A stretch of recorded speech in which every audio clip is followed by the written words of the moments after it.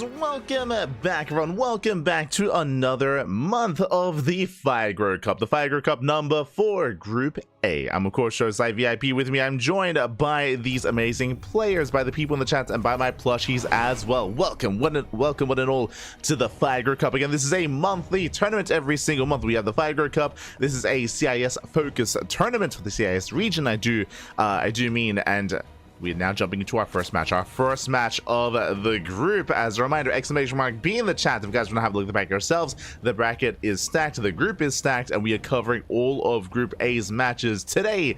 Group B is tomorrow, and the playoffs are the day after. And spawning in the top right-hand corner of Ultra Love, we have the red Zerg player from the land of Belarus. Representing himself, currently teamless, it is Nikich. And spawning in the bottom left-hand corner, we have the blue Terran player, the blue Terran from the land of Kazakhstan, representing CSO Esports. It is Replicant. And if you're in the chat, you know what time it is to get your gamba going. Predictions are open. Place your bets on who you think will claim this series. Best of luck in the chat as...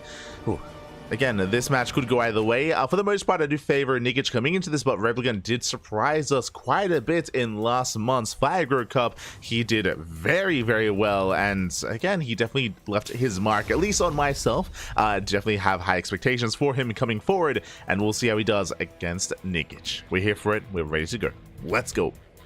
But now, Hatch Gas Pool. Hatch Gas Pool standard opener here out of Nikich. Likewise, Replicant going for a Rax expand as well. When it comes to the group itself, when it comes to the formats, when it comes to the upcoming matches, we'll be going over that momentarily, after this series does conclude. So we're going to be focusing on wrapping up our first best of 3. Then we'll be diving into the matchups themselves and what is coming up next on the stream.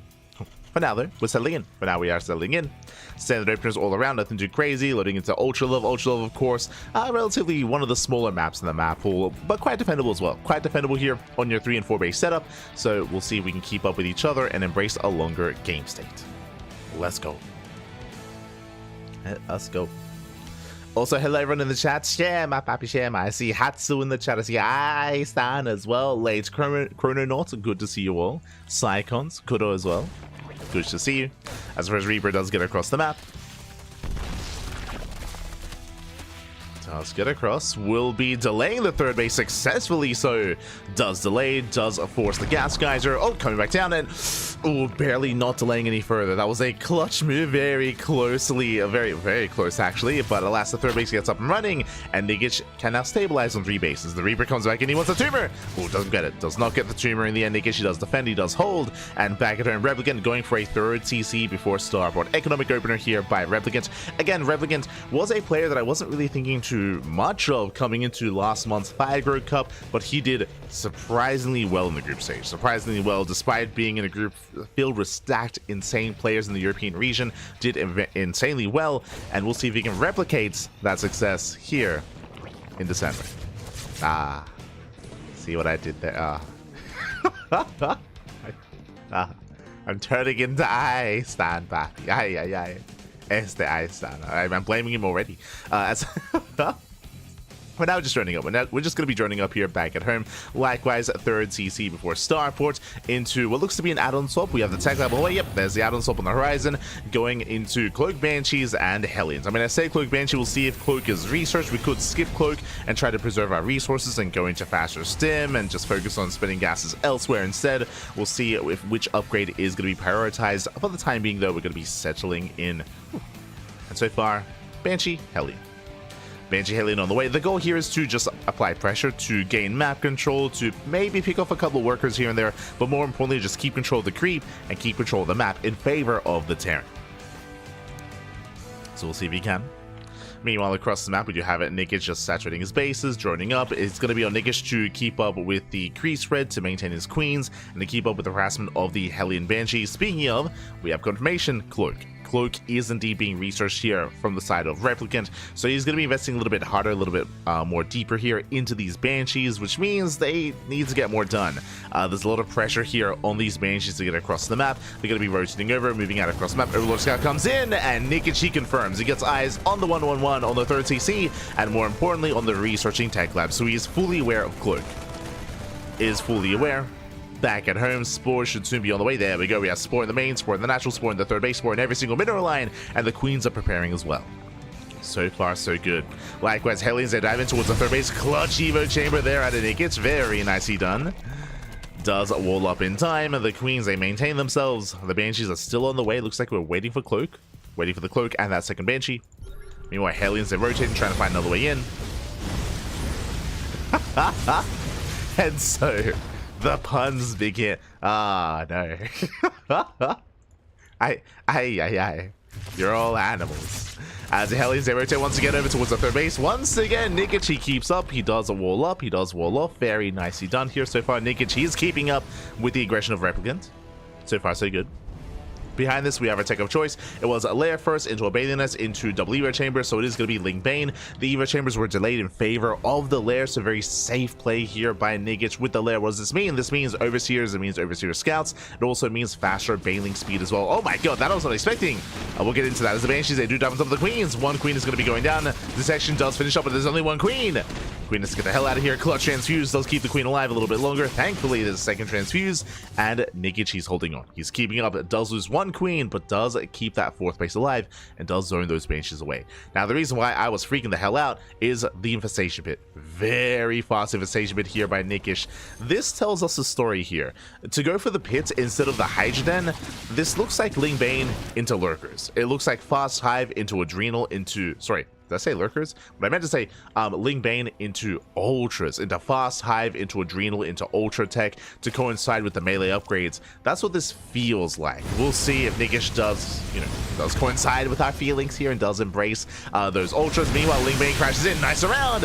Yeah, the Hellions are caught out. Oof. Get some brutal volleys towards the end, but for the most part, the Hellions are going to be cleaned up. Nicely done here by Nikich. At the same time, Banshees, they try to hit the main, but they are getting very, very low, and so far, Nikich is holding on, and there it is. Sub 7-minute hive. This was like a 6:56 hive timing. That was crazy. So insanely fast hive. This has to be for Ultras. Has to be. So it looks like an Ultra rush here by Nikich. Replicant moving out. He was harassing with his Hellion Banshee, but now it's time to move out with the main army. What do we have? Stim and 1-1. 1-1 upgrades finishing up in a couple of seconds just as Replicant hits the field. There's a tank behind this as well, and he has to take it slow initially. Does get an Overlord, does nice some creep. The goal here is to apply pressure and deny the fourth or the third.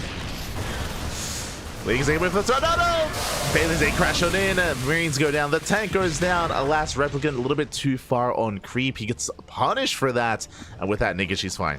He is perfectly fine. He gets the first tank. It shuts down the bio. We have reinforcements on the way, but Nikich, he's made it through the worst of it. And that means the hive is finishing. And that means that the Ultras are going to be on the way.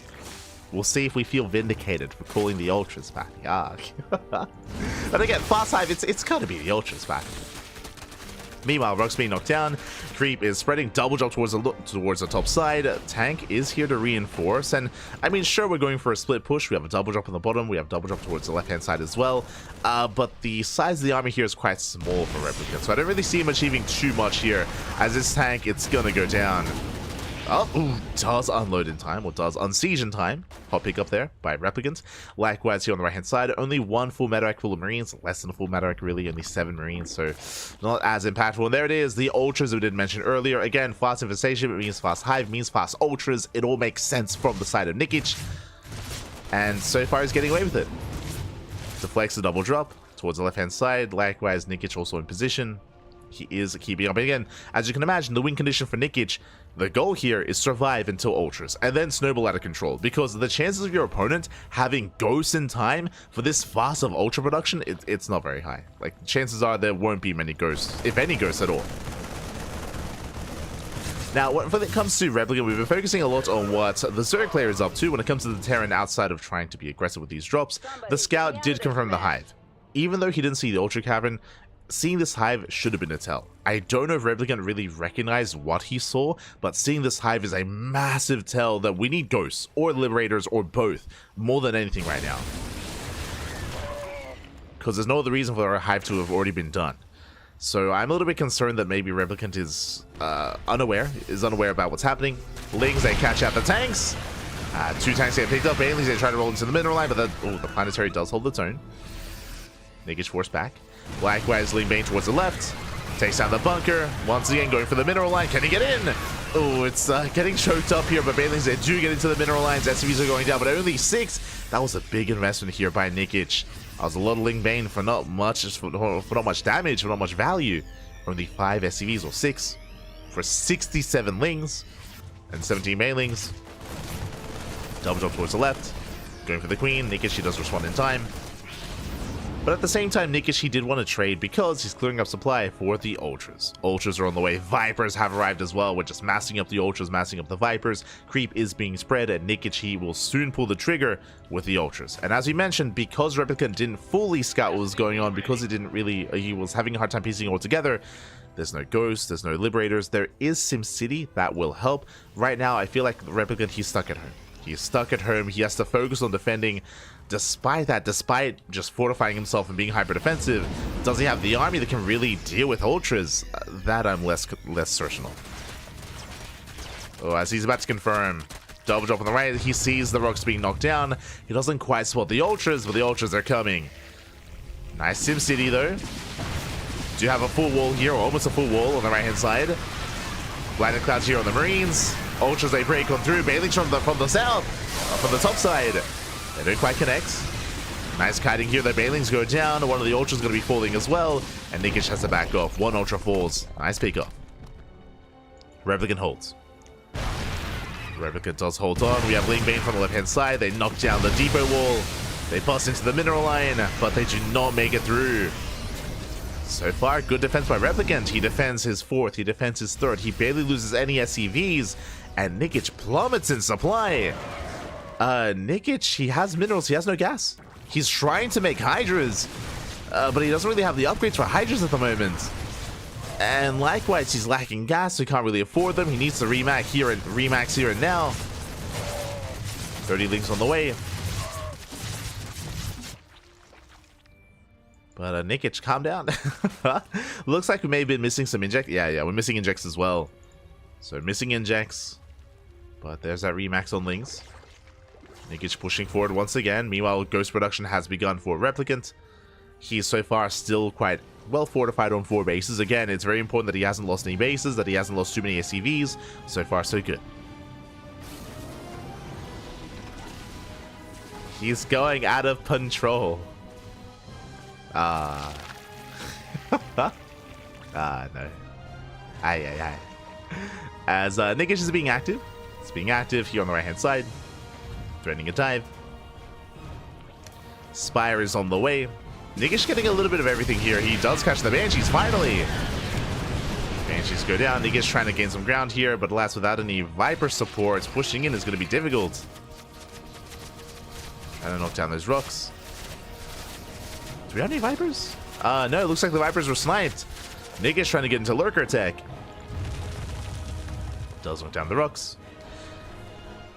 Now, the reality here is that it looks like the win condition for Nikich is going to be instead deny the 5th. Deny the 5th base over and over again. Contain the Terran on 4 bases, because it looks like, I mean, we talk about Ultra Level all the time, how defendable it is. You're not being broken on 4 bases. Straight up. You're just not being broken. It's not going to happen.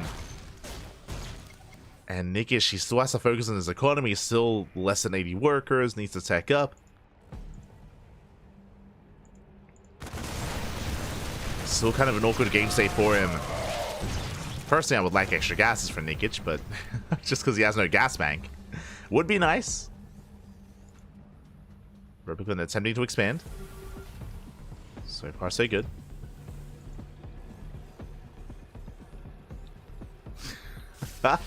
Replicant, more like Replicant. Ah, I see what you did there. Ah, no. As we do push forward, we catch a couple of Marines. Nice pickup here and there here from Nikich. We do see him coming from behind. Gets 2 tanks. 2 tanks going down. Don't quite gain more ground than that, though. Just the 2 tanks. But again, it's all about denying the 5th. Just deny the 5th base over and over again. Deny the expansion or delay for as long as possible. I still would like extra gases for Nikich. He's got 6k minerals and 1k gas, baby. Take some more gas. Oh, they're not mining. Yeah, the gas is not mining, at least not towards the left-hand side. Likewise, he does have mining on the right. For the most part. Lurkers on the way. Immediately, Nikich is out of gas. Notice, papi. Take the gases. We need them. He needs them. As he's trying to take up. Likewise into the Greater Spire, into eventually Brood Lords. Spire upgrades as well. 5th base is getting up. This cannot be allowed. Nikich is here to stop it. First Ultra goes down. Nice knife. Second Ultra falls. The Ultras a melt. Replicant holds. Likewise, Lurkers, sorry, Nidus Storms are done for that Lurker tech to try to dive into the main. Alas, turrets are in position. Replicant, he takes the 5th. 5th base has been taken. Now, the 5 base setup here is still quite secure. The 6th base is more out in the open, more exposed. That is going to be more difficult for Replicant to take. Likewise, Nikich, he should prioritize resources and mining here towards the fringe bases. There we go, double gas now being taken here by Nikich, and we have the Nidus into the main. And Replicant, does he notice in time? He does respond. Thankfully, he does unload. Likewise on the right, Nikich pushing in. Trying to break the defenses. Lurkers a Juporo. Oh my god, Overseers go down. The Planetary is going to fall. But can he get on top of the tanks themselves? Looks like he cannot, but really this is a distraction. Oh, Gush is coming in. The snipes! Oh my god, the snipes are brutal! The Fungus are too late. The Fungus are too little too late. They have to get the hell out of here. Nidus Storms that get denied. He pulls back. More Lurkers have arrived. But again, a very messy fight. Nikich once again he plummets in supply. He has to rebuild.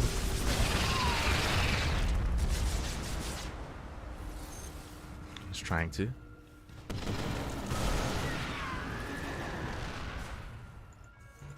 Nidus Storms finishing up. Again, taking these bases doesn't mean anything if you don't mind from them. So I'm still a little bit concerned here for Nikich when it comes to these fringe bases and the lack of saturation. Because what this means is, I mean, eventually Replicant, he will break out, he will take this base himself, and it's going to be a fresh mining base. It's applicable to both corners of the map. Oh my god, the spine shots! Oh! Spine shots go up. Decent fungal. Gets one of the ghosts. Nuke to zone away. Does he notice? Does he notice the nuke? No! Okay, he does. Thank god. We'll pull away, nuke will land. Taking down only the creep tumors. Nikich calm down. Once again, plummets in supply. 12 Lurkers on the way. Spine just going off. Show us the fungal. Oh, nice EMP. EMP goes off. Replicant controlling very well. We'll take down the final Lurker. But 12 more morph in. Ties with the Hydras. Holds move. Nice last second split there by Nikich. Still attempting to pull this off. Ooh. Takes down 2 more ghosts. And nuke on the army. Does Nikich realize he wants the tank? He gets it. Back up. He doesn't notice. No, he doesn't. Okay. We're cutting it close, Pappy. We're cutting it very close. Nikich, calm down. He does rotate towards the left-hand side. Runs into a wall of tanks. Ooh, tank volleys go off. They do take down 2 of those Lurkers. Take down 2, almost 3. And 3, oh, barely not. Lings, they flood in. Mine shots go up. 3rd and 4th Lurker go down. And Nikich, he's not breaking through. He's not breaking through this. Now, I am going to be critical here of these remaining Hydras. Typically from here, Broodlord Infestor.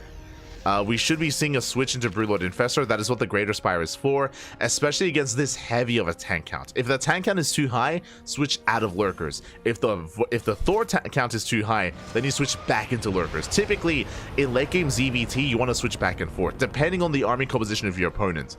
Right now, because of the heavy tank count, I mean, we're throwing away a lot of gas. We're throwing away, I mean, I say a lot of gas, all the gas, really. Nikich has no gas bank.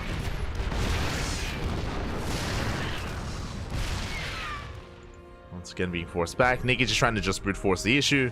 Double Nidus into the main. They finish! He did it! Double Nidus does finish up and he busts into the main. This is the win condition. Gets into the main base. He needs to get in! No! He leaves the army idle. The army is left idle and a handful of Lurkers make it in. Ooh. Suddenly this wasn't as worth it. How many Lurkers? 6. 6 Lurkers here for Nikich. It's good damage, but ideally, he wanted a little bit more here to reinforce. Didn't want to lose all those Hydras. He's disrupting some of the production. He does. Ideally, he'd like to reinforce this. More lurkers are going down. All the lurkers go down. And Replicant holds. At the same time, Lings, they come in towards the north, towards the center base. Bailings, they don't really get much done. Lurkers pushing on the left. A bit of a chaotic engagement here from Nikich, but the ghosts are out of position. Yeah, Replicant, he's out of position. He's busy in the main, which means this left-hand base may go down. Hydra's going for the planetary. Can he get it? Oh my god. A lot of SCVs do fall. Army's responding. Double knives, triple knives into the main. Lurkers doing what they can. Oh my god, the lurkers, they do barely escape. 18 SCV kills. Knives storms do not finish. And Replicant holds. Replicant, he holds. He does maintain a supply lead, an army supply lead specifically. Kept most of his SCVs alive. This was some okay damage here by Nikich. He's still committing here with lurker tech. This is really risky. Basically what Nikich is doing, as we've been pointing out, he's trying to brute force the win. Instead of going for the more efficient game, which is like Broodlord Infestor, he is just trying to hammer down purely Ling Hydra Lurker. And we're making 4 tanks at a time. Like Replicant is just remaxing with more and more tanks, which is really what he needs. Just pure tank ghost. And Nikich is just ramming his face into a brick wall, and at times the wall is cracking, but at other times less so.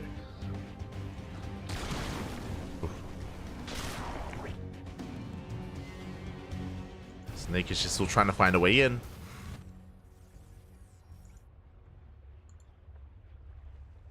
Still trying to. We'll find a couple of straight tanks, not bad. Yeah, 2 tanks going to be going down. Army's out of position. Replicant, he missed the rotation. And this is really what Nikich is hoping for. Just poke in, poke out, to fight wherever the ghosts are not. How many ghosts are that? Jesus. 24 ghosts? That's a lot of ghosts, papi. Jesus. Mate, people thought the ghost supply nerf was going to be enough. No, papi, no. Mate, that's not going to stop Replicant from making 24 ghosts, mate. Not going to stop him at all. Again, he can get away with a lower SCV count because of mules, but he does need another expansion. Nikich still hasn't really saturated bottom right.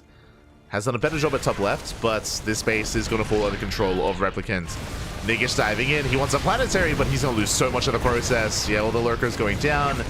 Nikich can't remax.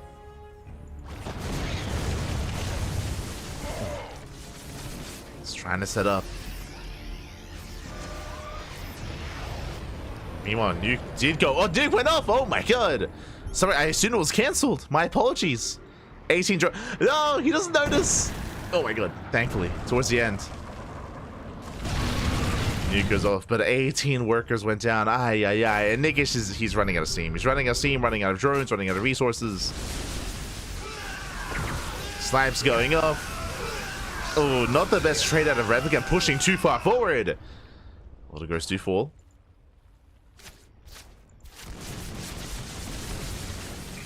And here it is. This is the most important factor here, is that Replicant is taking a fresh mining base.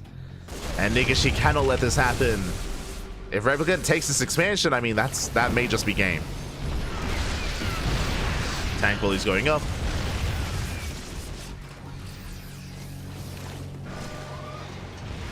And Nuke just is thrown away.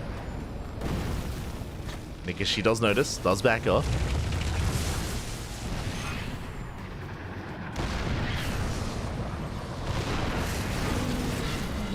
Nuke takes down even one of the lurkers. Creepers receding. Base is being taken. We can see Replicant killing some of his own SCVs. Just making more room for more tanks, more liberators. And over time, Replicant is just going to outscale Nikich. It's happening. Now, there is a chance that maybe like a massive fungal goes off. If a massive fungal goes off and if the 24 ghosts get caught out, then sure, but outside of that, it's not going to happen. Another nuke. The nukes continue. Nuke is trying to rotate on the right. Goes back up. Nuke Just diving in. Planetary is exposed. I think they're going for the tanks. Hey, 2 tanks going to be going down. Not bad. I just say bust in. Now, the reality is that there's no mining here. There's no mining here, so this space isn't really too impactful, but does take down the planetary nonetheless.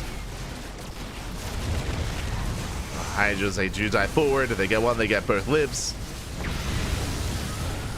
Not the best trades. At least they take down some of the production buildings and an orbital. There is value.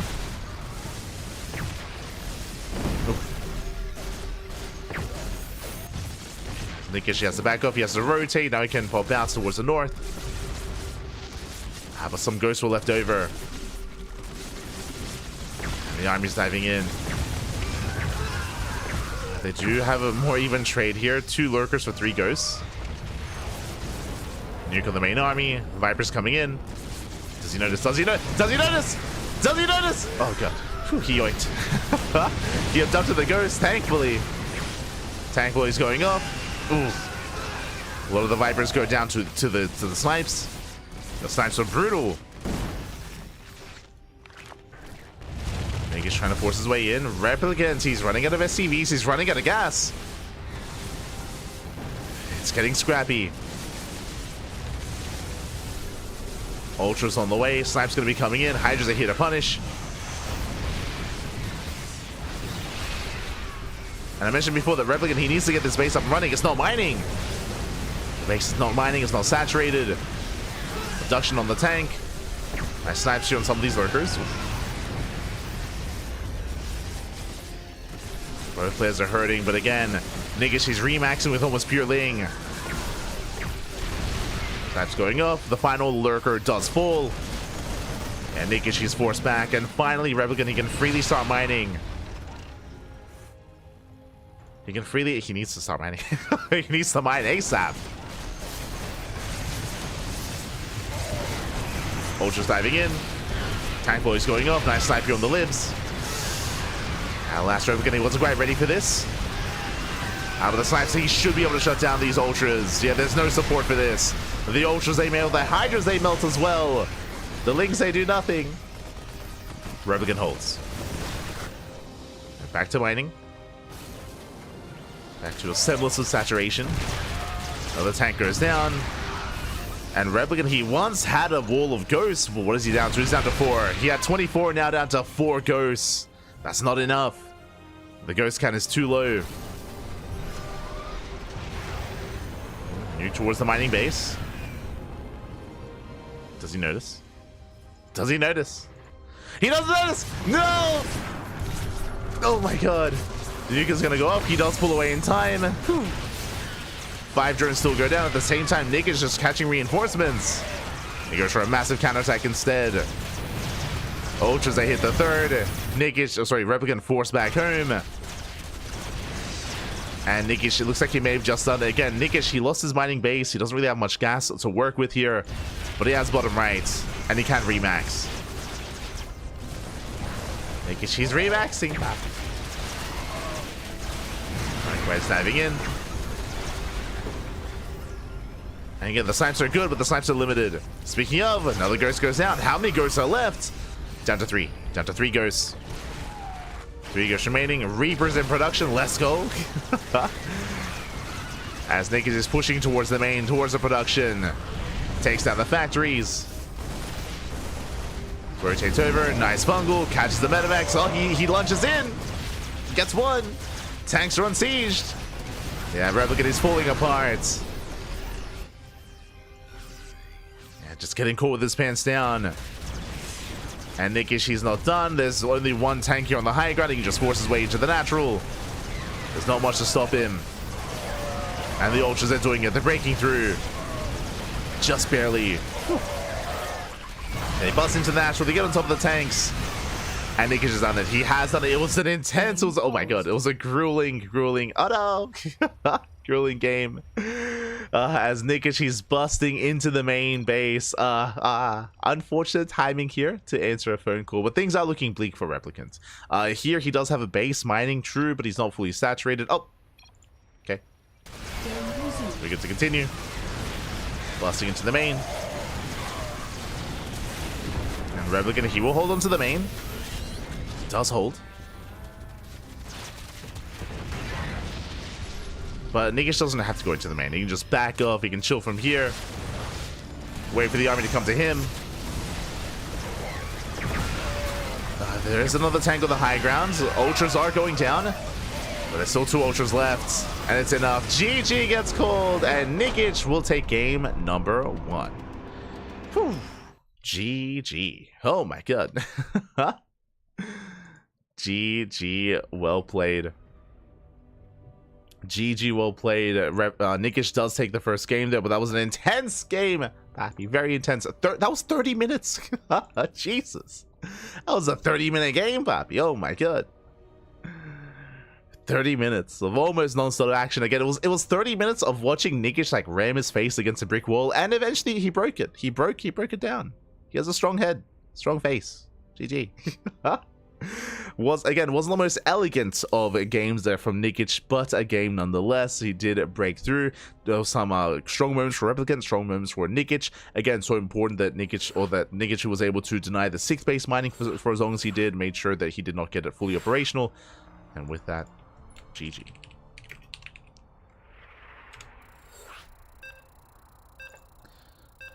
GG, well played. We're getting into game number 2.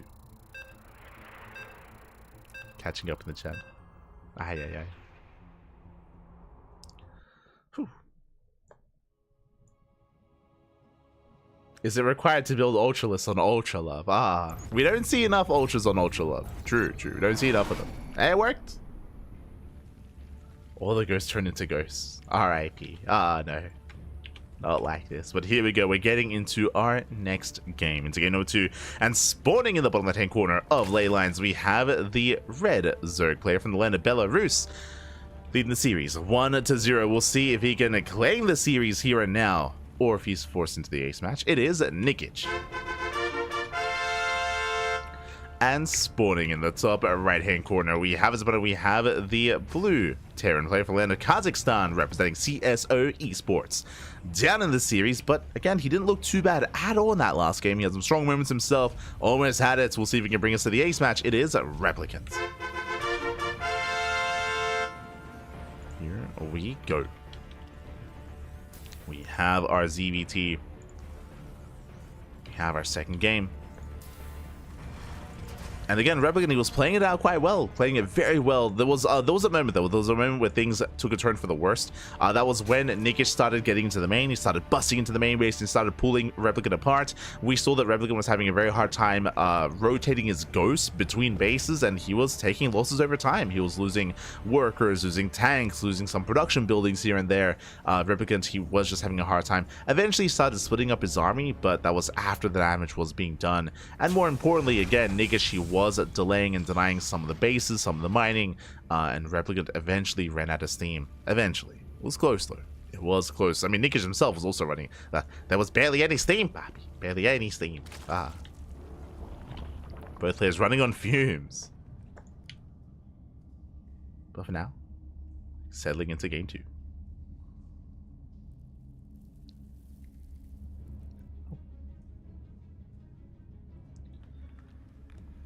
From here we are going hatch gas full, standard opener out of Nikich, likewise likewise Rax expand here by Replicant as well. Standard openers all around. So far so good. We'll be catching up with the rest of the brackets and the rest of the group after this series, as I'm sure a lot to get into. I am sure. As Reaper does poke in, gets across map, dancing with the army, dancing with the lings. Well spoken prod. Now Nikich is able to maintain himself, zoning Replicant away. Third base gets placed. This time it's not too heavily delayed, like the previous game. So a much more comfortable start here from Nikich this time. Meanwhile, Replicant's back at home going for a third CC once again. Last game it was 3 CC before Starport. This time could see something quite similar. It was 3 CC Banshee, I should emphasize, last game, with Cloak, if you recall. 2 Banshees, Cloak, into Hellion. Reaper pokes in. Behind this, there's Yadonsop. We should soon be seeing a tech lab after this Marine. But my eyes are on Replicant here. As because of that Marine, there is no Tech Lab, which means there is no add-on swap, which means Fusion Core? No shot. No shot. Tech Lab's being built on the starport. Overlord is being shut down. Overlord does get a scout up, does get eyes on the building, on the Tech Lab. Okay, there it is. I can smell a BC opener. There's a Fusion Core. It is BC's. That's why there was no add-on swap. So the rationale for this, for those that are curious, there's no reason to add-on swap when you're opening up BC because you have to wait for the Fusion Core to make anything. You know, that's why you do not add-on swap if it's a BC. Now, Nikich should be aware because with the Overlord Scout, he saw the Tech Lab building. He saw it building on the starport. That is a massive tell. That's a massive tell that it's going to be BC. So Nikich, in the back of his mind, this is a big possibility, or at least it should be. Should be a big possibility for Nikich. For now, he's just saturating. He's trying to get a read on what's going on. No big reaction yet out of Nikich. He's opening up Baneliness first. Ooh. Baneliness first is very safe. This means that Nikich is safe against a Hellbat push. If there was a Hellbat push coming, he's safe against it. This means, though, that he delays his lair. His lair is delayed. That means the Spire is delayed. And I'm a little bit more concerned here for Nikich. Oh boy.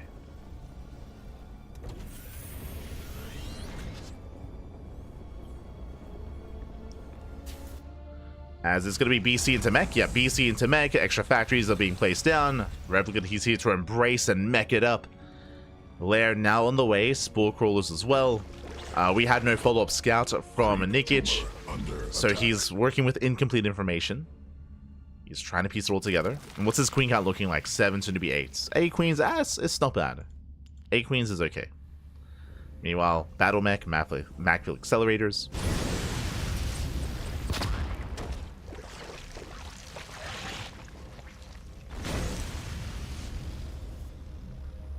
Again, this Baneliness wasn't really necessary for anything here. Just really safe play out of Nikich as he was a little bit afraid. Meanwhile, here comes that first BC into the main. Does teleport across the map. Queens have to respond. Drones are going down. Getting 3 drones so far, going for the Queen. And the Queen does fall as well. At the same time, Hellions, they dive in towards the third hit on the Banelings though. The surround. Oh, he attempts to surround, but the Lings are getting roasted. Nice kiting here from Replicants. Shuts down most of the Lings. BC goes down? Wait. What? The BC falls to the Spore? I mean, the Queens, they were able to finish it off, but yeah, that Spore did a lot of damage here to the BC.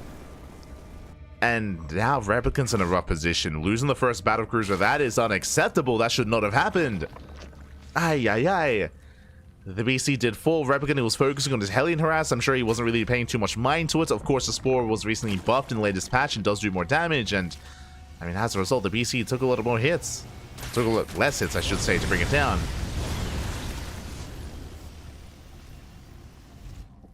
And now I'm not much more concerned here for Replicants. The army is spotted, so Nikich is aware of the mech.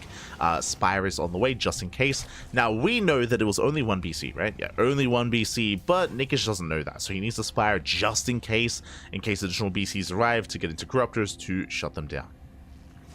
As we can see, it's full battle mech from Replicants.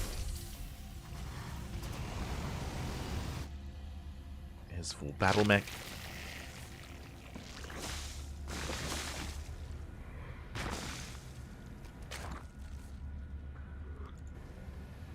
Behind this, taking extra gases, getting up to 8 gas. That's a lot of gas. 8 gases have been taken here by Nikich on 4 bases. And committing to Lingbane Muta. Bold move. Lingbane Muta is not the most efficient army against Battle Mech. It's actually a little bit scary, but bold move. Bold move here from Nikich. We'll see if this pays off. Trying to battle against this without roaches, it's difficult. Bailey's they roll in. 13 SCVs go down. Nicely done. The last Replicant, he was late to respond, late to react. He's being pulled apart here. Losing the BC, losing the mineral line. The army races back home, and the mutas are upon us. As mutas are massing up.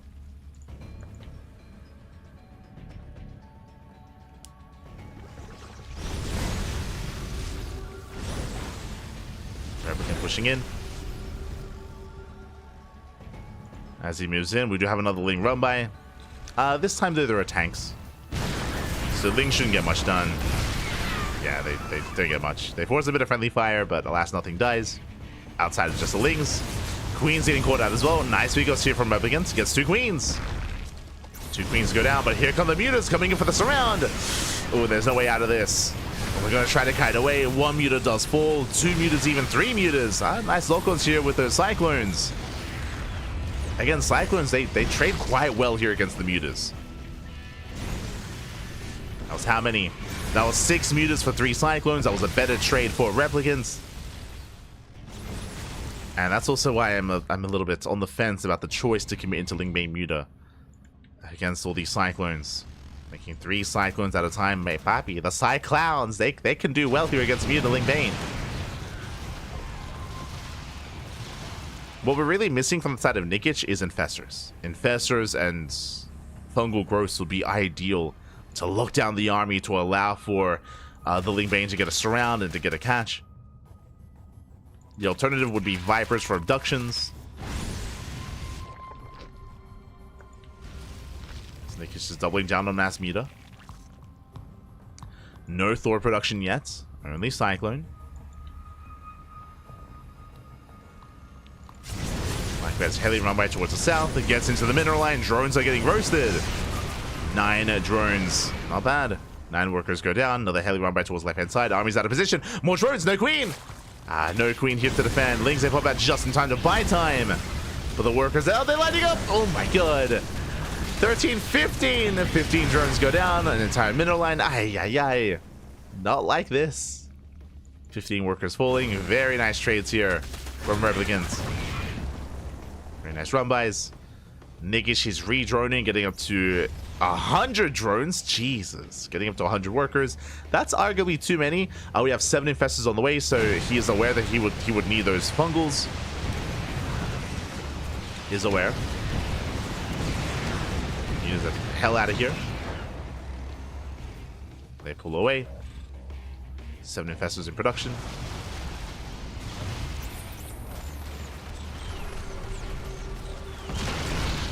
Now again, because the drone count is so high, that means that the army count, or the army supply, is quite low for Nikich. So I'm very concerned about the 100 drones. I'm not too fond of it, I'll be honest. But we'll see. we'll see what happens. We'll see how he's able to trade. Nikich is being active. Does catch a couple of these tanks. Not bad. 2 tanks going down. To those tanks. Likewise, Replicant trying to keep up. I'm still a little bit shocked that he hasn't gotten into any kind of safety Thor production. He's on 13 Cyclones. Likewise, leading towards the south. Hellions are in position. Likewise, oh, Mutas, they rally into the turrets. Oh, that's a lot of Mutas going down. It's an expensive loss here for Nikich. Looking at the battle report, that was 6 Mutas. Now 7, 8. Oh my god. 8 Mutas, 9 Mutas. Up. 10. Oh my god. 11. 11 Mutas go down. This was not worth it whatsoever. Expensive losses here for Nikich. And again, Nikich, he has 3k minerals, but he has no gas. Can't afford these losses. Nikich getting into Corruptor. This tells us that most likely into Broodlords. Greater Spires on the way. Ultra Cavern as well. Yeah, these Mutas, they weren't really worth it in the end. I mean, sure, they gain map control, I guess. But thankfully, Nikich is done with the Mutas.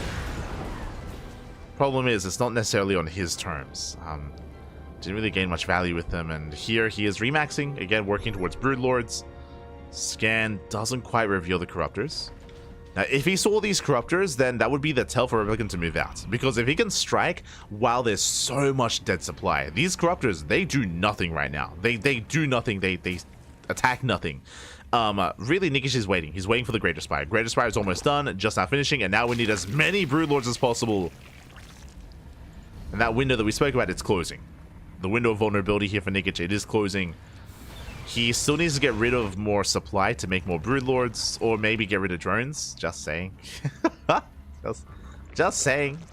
Aye, aye, Ideally, you would want to make spine crawlers. We saw how heavily those blue flame Hellions, how much value they got. Ideally, we should see spine crawlers in each mineral line, because the reality is that that's not gonna be the last time we see those Hellions, as the mutas they get thrown away.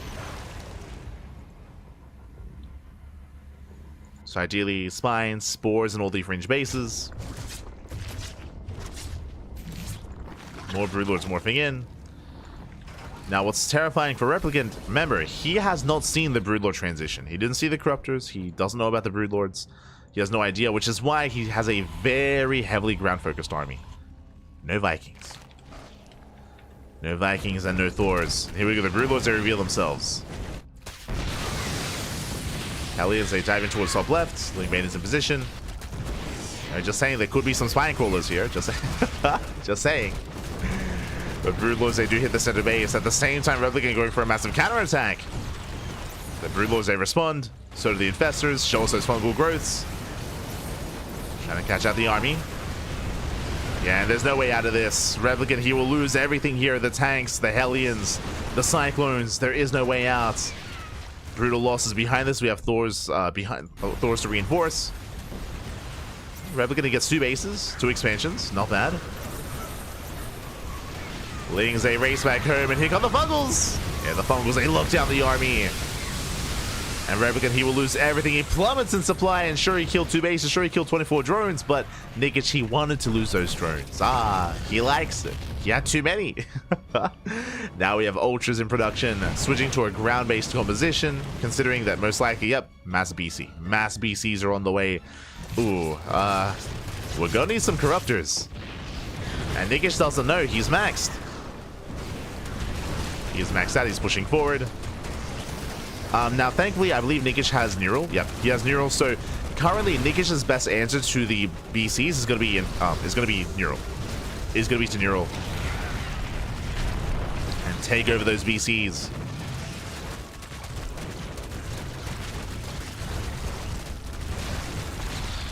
Spaces are falling. Nikich, we gotta go. We're on a timer here. Wing Bang crashing in. Ooh. BCs are revealed. Thors as well, and Nikich has to remax with Corruptor, and there we go. Corruptors are on the way. And now Nikich is still maxed out, so ideally he wants to trade. He could actually try to engage this with those Neurals. It would be crazy, but it's possible. Last Replicant losing bases. He's down to, what, a 2-base economy? He has the 3rd and the 4th that's operational. The natural, it's running out of steam, so 2.5 base economy here for the Terran.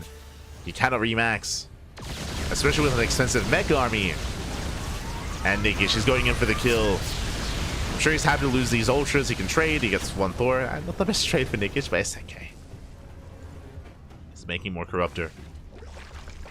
Just Corruptor, Broodlord, Infestor.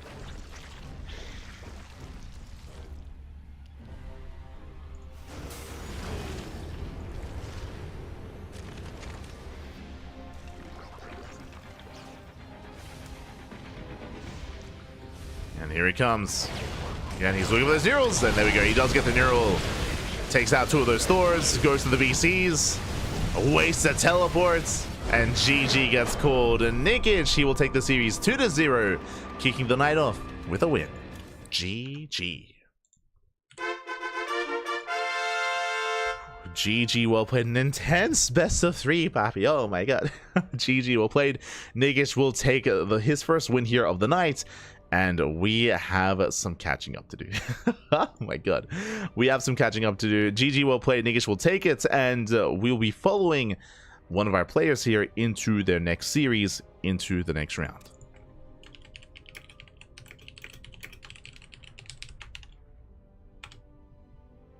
Here we go. Exclamation mark B in the chat if you guys want to have a look at the back yourselves. If you guys want to have a look at the group yourselves, let us switch on over and catch up. Here we go. Okay, we have Group A. As you can see here, we have 2 groups, Group A and Group B. These are 6-player round robin groups. They're pretty big. They're pretty big groups, and because it's round robin, what does that mean? That means everyone plays everyone. So a lot of games are going to be played. A lot of matches going to be held here. Today we're casting Group A. Tomorrow we're casting Group B. And then we have the playoff bracket. Again, this is a monthly tournament. It's a pretty big event here for the CIS region. Again, we have players from all around the region here competing here tonight. And we'll see how they compare to each other as we just wrapped up the first round. First round has been wrapped up. Let's refresh and try to catch up with some of these results. And here we go from the top. We have Power. Oh my god, Power 2-0's Art. I'm a little bit in shock, but a big win.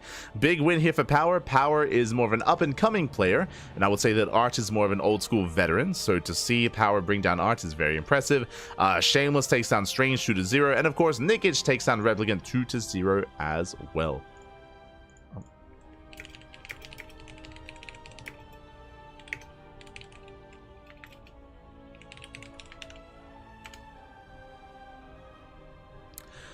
So we do have the first round wrapping up, and we have round 2 already underway. Again, our series was very long series.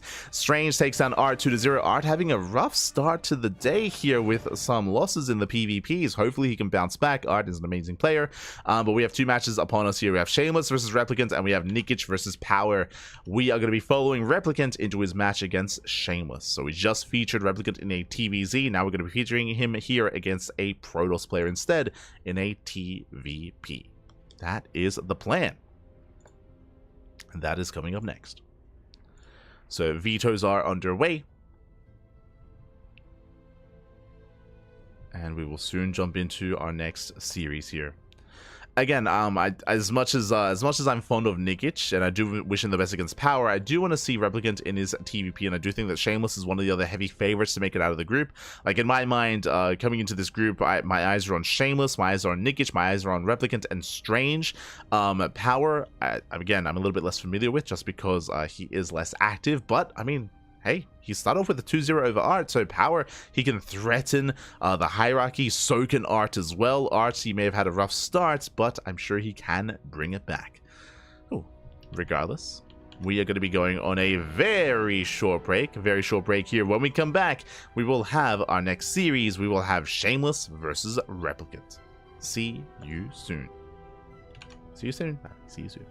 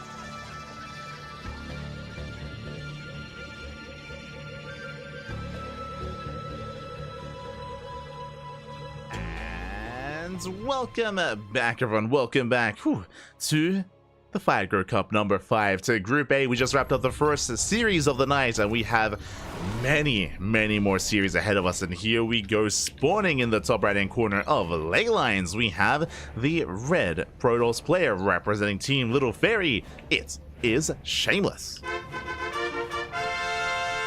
Okay. He is Shameless. He is. And spawning in the bottom right-hand corner we have the blue Terran player representing CSO Esports from the land of Kazakhstan. It is Replicant.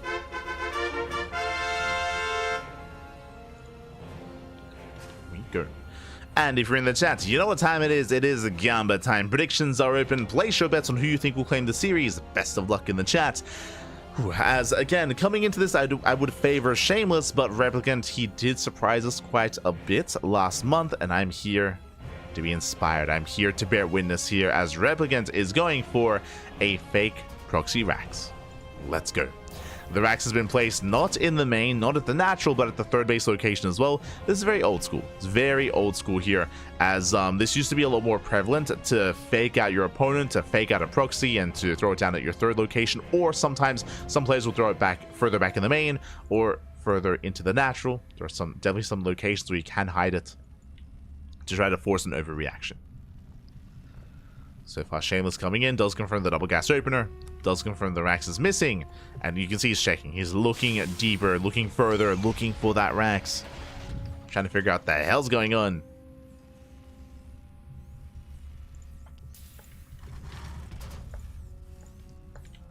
He's looking for it. Meanwhile, reproduction. are we just gonna fake proxy everything? Just Rax and the factory at the third. I want the 1-1-1. Give me the proxy fake 1-1-1 with the starport as well. Gibbs, papi, Gibbs. Ay, ay, ay.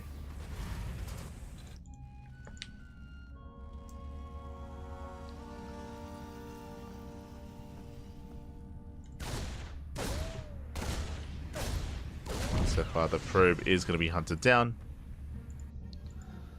To have a Shameless settling in. Again, just a standard opener here out of Shameless. And he's trying to figure out what's going on. Does go for the pylon, does chrono out a second Stalker. Okay, very, very defensive here from Shameless. A very defensive play. It's proxy. It's what's happening. Proxy 1-1-1. It's a fake proxy. What is happening, right? I mean, this is a one base all in. Unironically, like there's no CC. There should be a CC by now. It's a 1-1-1 on one base. There's the add-on swap into Cyclone production. Starport for, I would imagine, a medevac for some micro potential. What is happening? What is going on? It is a one base all in. No, never mind. Okay, very late CC. Very late command center. Very committed on one base though. And as a result, this needs to get damaged. This needs to gain value. Cyclone into add-on swap into Banshee? I would imagine. Yeah, into Cloak Banshee, okay. Okay. Alright. Let him cook, Pappy. Let him cook. Let's go. It's not a build that I see replicated too often at all, actually. Never. But I'm here for it. We do get high vision. Cyclone gets spotted. Shameless trying to keep up. We do have a safety shield battery here at the natural. Likewise, nice movement here. Shameless staying out of range. He just staying out of range here of the Cyclone. Doesn't chase the Reaper. Doesn't try to go close to the cliff face. To the edge of the cliff. So very nice movement here by Shameless. So far he does defend. And meanwhile, tank production has begun. Banshee production as well. This is very committed from Replicant. Again, borderline all in. If only he didn't expand. Banshee towards the main. There is an observer on the way. Oof. Very safe play out of Shameless. His tech of choice was a robot. I should have brought that up. I should have pointed that out, but it was a robot opener, very safe. This gives you a safety immortal, safety observers, a fast Colossus production, and immortal and observer is exactly what Shameless needs right now. The observer pops out. Hallucination across the map, trying to get a read what's going on. He should confirm that the 1-1-1 is missing. The production is missing here from the main. Something is clearly wrong. Scouts confirms that there is an expansion at least. Banshee into the main base, gets one, gonna get two. Two probe kills. Observer out of position. Second observer does pop out in time though. Likewise, we can see Replicant moving out. And Shameless is keeping up. He has 3 Stalkers in the main to defend, and the boys are being pulled! Why did we expand? I don't know. I don't know why we... It is a 2-base all-in. Okay. So the one thing that was throwing me off with this was this base. I'm like, 2-base all-in with an expansion? Crazy, but... Sorry, 1-base all-in but with an expansion is crazy. But yeah, 1-base all-in here from Replicants. Does move out. It's all or nothing. Tank's going to be sieged. Shield battery's on the way. Nice tank volley here on the Stalkers. 1 Stalker goes down. Massive pickup.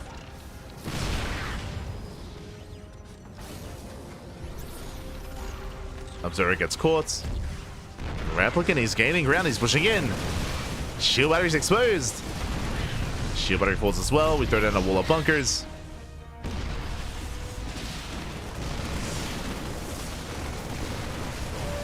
The bunkers have been thrown down. Stalkers are fighting barely out of range of the tanks. Up! Tank shots going off. Stalkers, they take a lot of hits, but here we go. Looks like Shameless, he should have enough. He's breaking through. Takes down one tank, takes down a second tank. The bunkers are too little too late. Oh, it's still a very scrappy fight, though.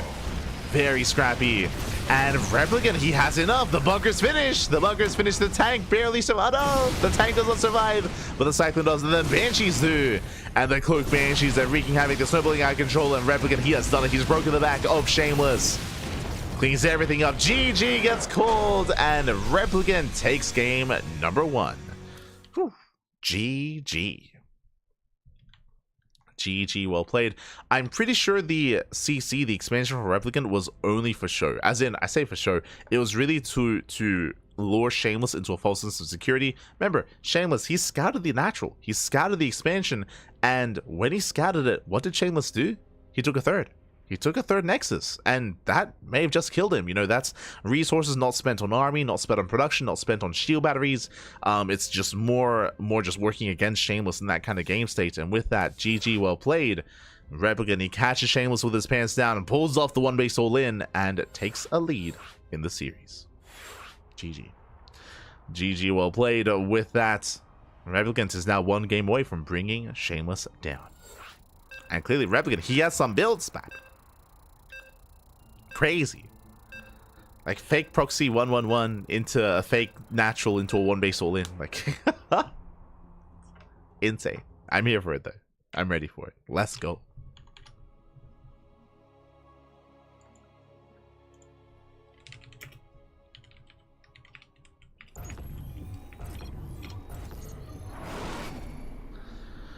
And now we're getting into game number 2. And spawning in the bottom left-hand corner of Amygdala, we have the red Protoss player representing Team Little Fairy down in the series. He's favored here to make a deep run, but is he going to take a loss in the second round? It is Shameless. He has to fight back here and now. And spawning in the top right-hand corner, we have the blue Terran player from Atlanta, Kazakhstan, representing CSO Esports. It is Replicant. Leading the series 1-0. Here we go. Is leading the series. And this time, Rax is at home. The Rax is at home. We're not doing anything too crazy this time. No crazy fake or real proxies. No. Rax is back home. Double gas opener. That tells us this is going to be Rax into a factory. This means delayed CC. On top of that, though, because the Rax is off on the side, that means that there is not going to be a wall here to deny the scout. Potentially, Replicant could have gone for the Rax here and a faster depot to fully wall off to deny any kind of scout. But Shameless, he is allowed entry into the main. He dives in. He gets eyes on the double gas, and he gets eyes on the Rax as well. What's further back reconfirms. So Shameless, he's now fully aware that there is no proxy. He's fully aware of the opener. Shameless should be feeling a lot more comfortable this time. Should be feeling a lot more comfortable. Factory gets placed, as we did mention. Again, Shameless is aware. And Shameless, he attempts to delay the factory, attempts to delay production, and does so by like a second or two. The probe is going to fall. Behind this, Reaper into Reactor. Okay, we could go Reactor, Reaper, Hellion, and we could go for some Hellion Reaper aggression early on. Based on the building placement, looks like there won't be an add-on swap, so I'm not feeling Reactor Hellion or Reactor Widowmine production. That will most likely not be the case, but we'll see. As the first Reaper does get across the map. First Reaper gets across. There's that CC on the high grounds. Likewise, we have a tech of choice. Last game was a Robo opener, this time Twilight Council into Blink. So I would imagine Blink-based opener here out of Shameless. Meanwhile, back at home, it is going to be Reactor Marine, not Reaper. So Reactor Marine production. And what is the double gas for then? It is going to be for a factory into Starport into Widowmine drop. Okay. Oh, never mind. Only a single Widow Mine. He's not going for a double Widow Mine drop, and the single Widow Mine here is producing Marines. He could go one Widow Mine with 4 Marines across the map, or 6 Marines even. We'll see how Replicant does piece this all together, as the medevac is on the way.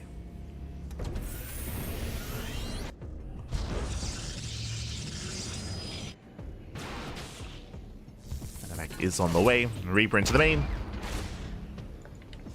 And does disrupt some of the mining. But Shameless, he's able to keep up. The Reaper does get a full scout though, and Replicant is fully aware of the blink-based opener. Here's where Reaper goes down, but it was worth it. It was worth it for the scout. And again, I'm curious if we can move out with the Marines as well. Looks like the answer is yes. Okay. Here we go. It is going to be that 6 Marine single Widow Mine move out. Now, the goal with this drop is to get economic damage. If it's only Widow Mines, then it's only for scouting information, but this is more committed. The way this works here, ideally, the Widow Mine does not go off in the mineral line. You have Marines to focus on probes, and the Widow Mine ideally zones away the Stalkers and the Gateway Army.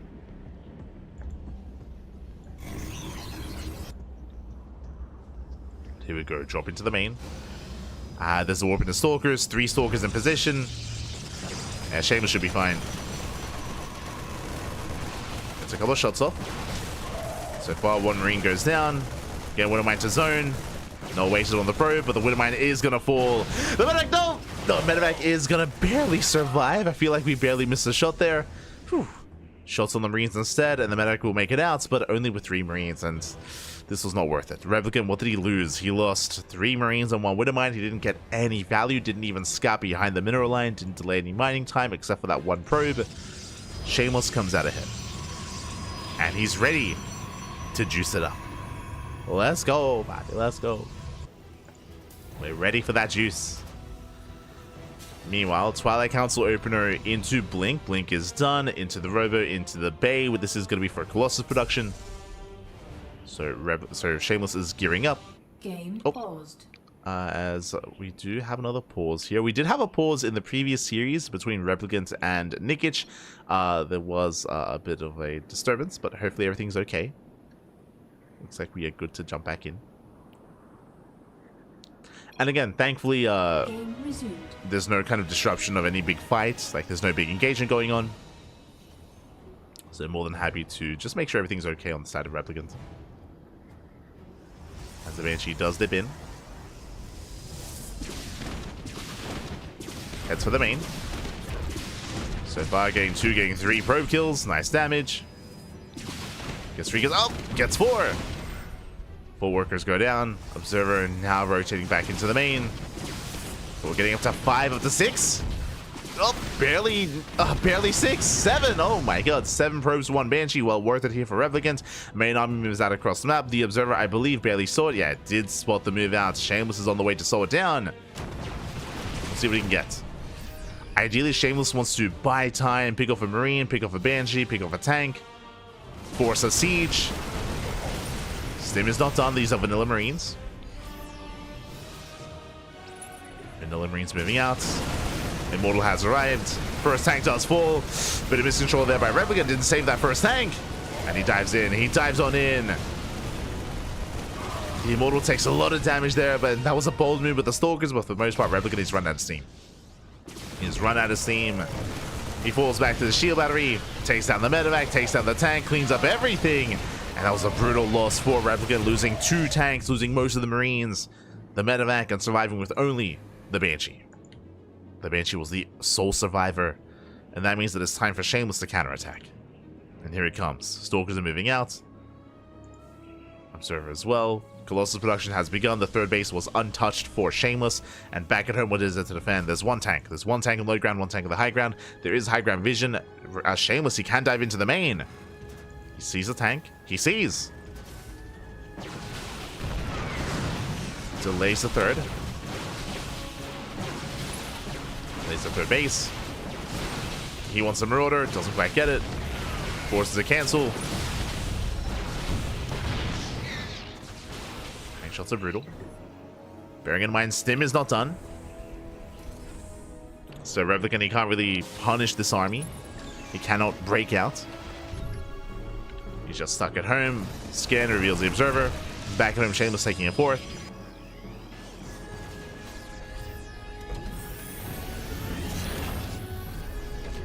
He's getting that fourth expansion. And Replicant, he can't break out, but he can sneak out a double drop. Bold move. Bold move here. By Replicants.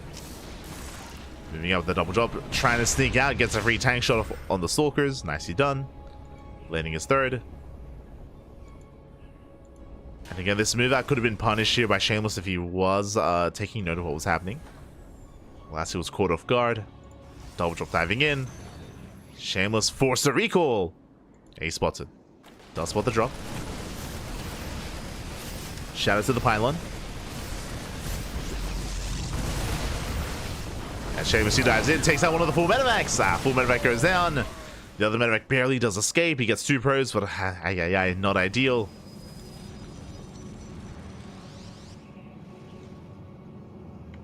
And Replicant, he is pinned back.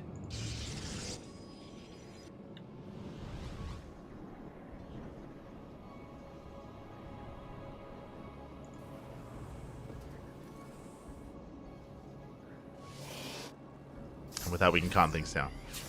We can calm things down, but Whew.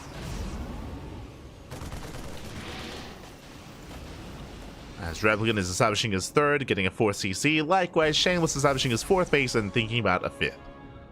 So both players are macroing up. We're embracing the mid game, despite the intense and chaotic early game. Working towards that mid game here. So far, there's no further splash damage. It's only Colossus. There's no Storm yet or Disruptors. Shameless is moving out. He's up to 3 Colossi. He can hold his own. Expanding further towards his opponent. And can he break this? I'm not really too confident considering how many Marauders there are. At the same time, drop towards the natural. But alas, the medevac is being shut down. No shot! Oh my god! When my shot goes off, 8 probes go down. At the same time, Shameless is pushing in. He doesn't care. Prism into the main. Warp in does complete. Tanks are exposed. And Shameless is going for the kill. He gets 1 tank. He should get the other as well. Nice force field, slowing down the push, slowing down the army. The third base is completely isolated. He's going for the SCVs. Get out of here. Boy's being pulled away. Shameless, he lost 12 workers across the map, but he's killing even more. As he will get the mineral line. And that's going to be 29 SCVs going down. And now he's on the run. Does he have force fields? He does. He does have force fields. Shameless is perfectly fine. Oh no! Bit of misrally. Colossus is going to be thrown away. Oh, no, never mind. Free damage. Okay. As Replicant backs off. And as all said and done, Shameless, he does find himself with the lead. He's up over 20 workers.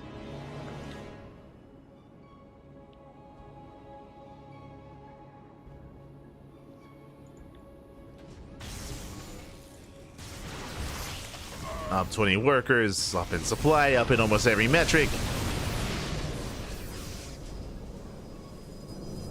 Replicant trying to go for that last engage, threatening a dive. And he's pretty committed at this point. Replicant, it's just been too much damage, too many losses. He was doing well for himself, but unfortunately he was distracted by the Warp Prism. Again, the Warp Prism was the MVP. Speaking of, not again. Up, Prism goes down, but the Warp Pin does complete. Cell chases down Ghosts. Shameless pushing in. Oh. Tanks the mine shots. Massive EMP is going to be going off. Again, this won't be the cleanest trade for Shameless, but it's a trade he can afford. He gets 15 SCVs out. Still in the main. No shot. They're still wreaking havoc in the main base. Replicant, he just doesn't have the supply. He doesn't have the numbers to defend both locations at once. A massive Colossus wipes. GG gets called as he gets pulled apart, and Shameless will take game number 2, tying up the series 1-1. We are going to the ace match. Let's go. Let us go. We are going to game 3 here, and we'll see how this story ends. Here we go. 7 probes and a Banshee. Sounds like one of those instant videos you didn't want to watch, but you did. Terran players love it. Not like this. Not like this. Shall I name my firstborn Shameless? Oh no. Not like this. He's shameless, papi. But GG, well played. Again, Shameless able to actually embrace the mid game, able to get into more of a back and forth as well. Things got very intense at the start of the game when we saw the initial move out from Replicants, but it was important that Shameless, he scouted the move out. He saw the move out ahead of time, he was able to slow it down, able to get a surround as well. He was able to shut it down, and once he did, he was in full control from then on forward. There was a brutal moment when, of course, we had the mind drop coming into the natural, and 12 probes, or I think it was 12 plus probes went down. But despite that, we saw Shameless go for his killer move, go for the 1-2 punch, distracting the army in the main with a warp prism with the warp in, and pushing in, sniping the tanks, and getting an entire mineral line at the third. Remember, it was all like 26 plus SCVs going down to that one move, and that did secure Shameless the game. And with that, GG. GG, well played. We have a back and forth, and we're getting ready for the ace match. Here we go. We're getting ready for game 3. We'll see how the story ends. We'll see who takes it. Will Replicant bring it back, or will Shameless close it out? Alright, getting ready here for that next series.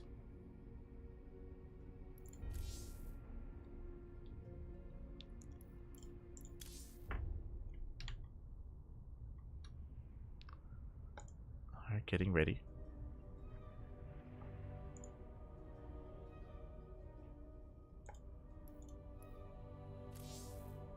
Looks like our players, they need a moment to confirm their game.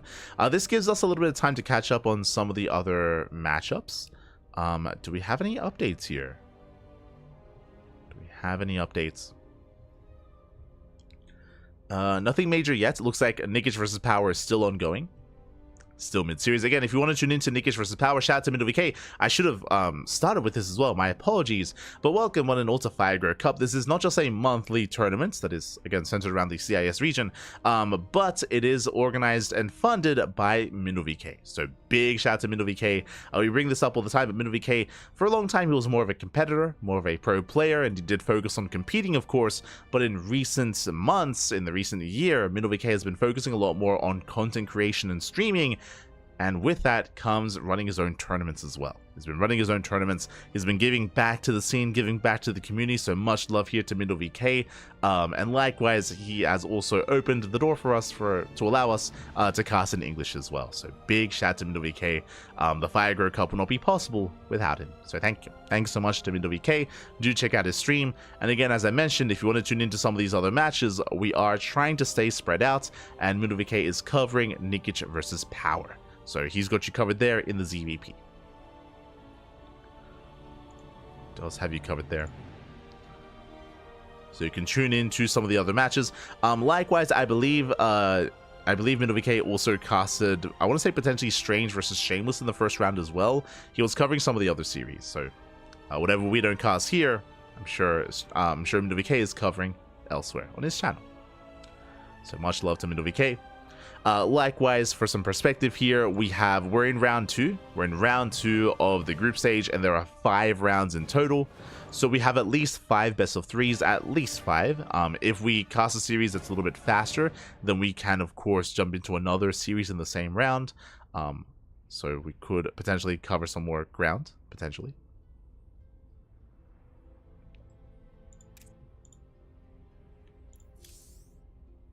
Just waiting to see how this story ends. Here we go.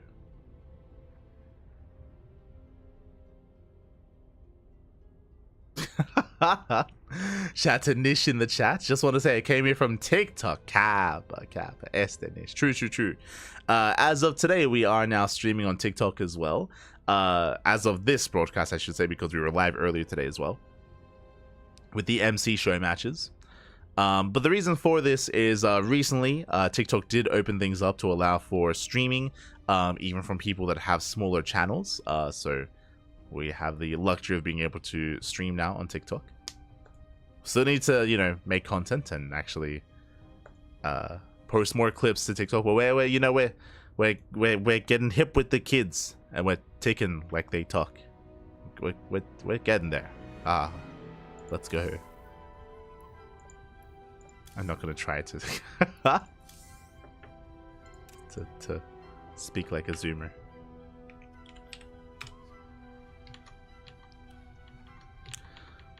But yeah, our players looks like they do need a moment to set things up. We had a pause earlier, so it potentially could be related. Or potentially our players, they need a oh.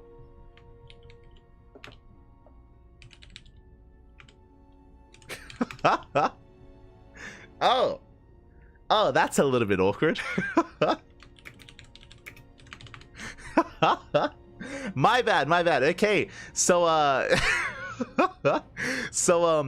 was waiting for an ace match. My apologies, and I will have to refund the predictions here. I'm gonna have to refund the predictions. That's my bad, my bad. I forgot, Pappy, I forgot. Fun fact, this is not a best of 3, it's a best of 2, which means ties are possible. Ties are possible in a best of 2 series. So my apologies. I did mess up there. I did forget. So hold on, I got you. I will refund those predictions, as we do finish with a tied 1-1 score. I would love an ace match. But alas, that is not the format that we have here. So it is tied 1-1.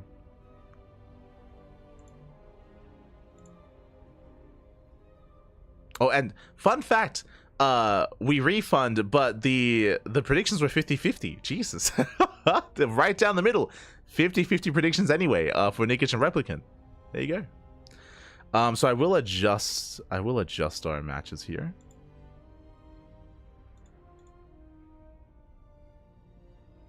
Here we go.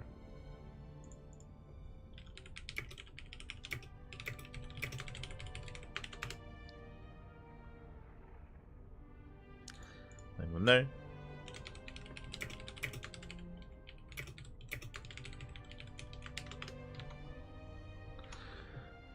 But yes, okay, we have our next series, we have our next matchup. There it is. We have Shameless versus Nikich. Okay, so hold on. I need to let's head on over here to the bracket itself. Let's catch up, as I'm sure we have plenty of updates. I believe the entirety of the round has concluded, and here we go. Oh, the bracket is shaping up. We have Power, Shameless, and Nikich looking quite strong, looking quite powerful here at the top of the standings. Strange, Replicant, and Art towards the bottom, but we're still in the early rounds of the group. And what specifically were the results coming in? We had the tied score between Shameless and Replicant. We also had the tied score between Nikich and Power. Again, Power has been looking really impressive. Power, he 2-0'd Art, and he tied against Nikich. Power, like, my eyes were on Strange and Replicant. My eyes were on the Protoss and the Terran to make it through this group, but Power, he might be the dark horse that makes it out instead. It's possible. We'll see. Again, it's still early. It's still very early in the group, so it's hard to really say for certain that Power would make it through. But so far, it's been a strong start. So far, it's been a strong start for Power, and we'll see if we can keep this going. Scrolling down, we have the next round. We have Nikich versus Shameless, we have Replicant versus Art, and we have Power versus Strange. We have PvP, PvT, and PvZ, PV everything. And what are we casting? Well, it has to be Nikich and Shameless. Again, Nikich and Shameless, they are tied alongside Power at the top of the group, so we are here to almost have like a bit of a tiebreaker between Shameless and Nikich. I say that they could just tie and keep the same scoreline. True, they could just 1-1 each other, but that's up next. Nikich versus Shameless. Here we go. Here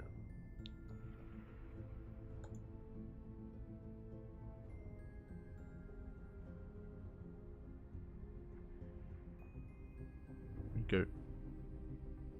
Like with that Riz though. Oh no. Hip? Yes, my hip hurts. Let's go.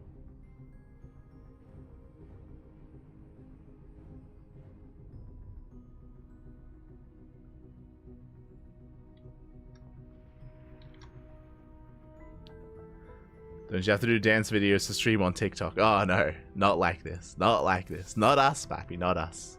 Don't tell them. But for now, we have our next match. Again, it is going to be Shameless versus Nikich, and we will be hosting predictions. Now, best of 2 predictions are a little bit different. When the predictions show up in Twitch, they should have 3 options. They'll have 3 options here, either a 2-0 in either direction or a tied 1-1 score. So best of luck in the chat. I'll be honest, this is a hard one to call. It's going to be a hard one to call here between Shameless and Nikich. They're both amazing players. There's a reason why they're both at the top of the group at the moment, and this could go either way. This could be a 2-0 or a 1-1. Actually, I'm leaning towards 1-1 scoreline, but best of luck. Best of luck in the chats, as predictions will soon be open. For now, we are just waiting for those vetoes before jumping into our starting games. So we do need a moment here. Likewise, the other matches that are ongoing at the same time are going to be Replicant and Art and Power and Strange. Again, a lot of Protoss matches are ahead of us. And I'm curious how Power versus Strange goes, not gonna lie. Like, again, based on... I feel if Power wins his next series, I have to cast Power at some point. I have to. Like, it has to happen.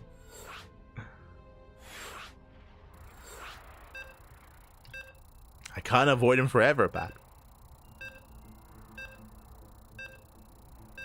Fun fact, the same thing happened last month with Replicant, where I didn't really get to cast much of Replicant, then he made it through the group, and I was like, oh my god, it's crazy. But here we go. The maps are done, and we're jumping into game number 1.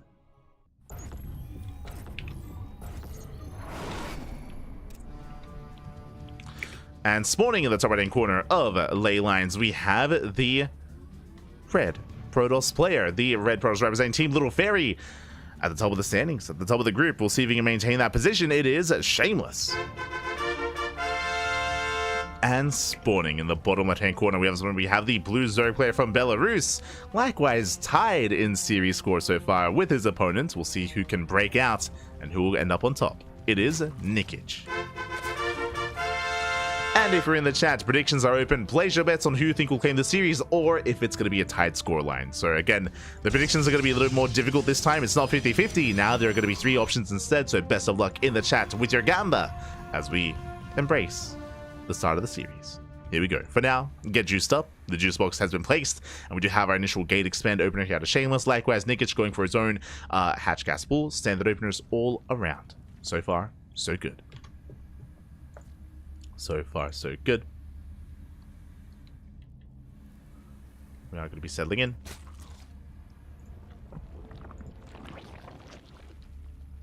And we'll see where our players take us.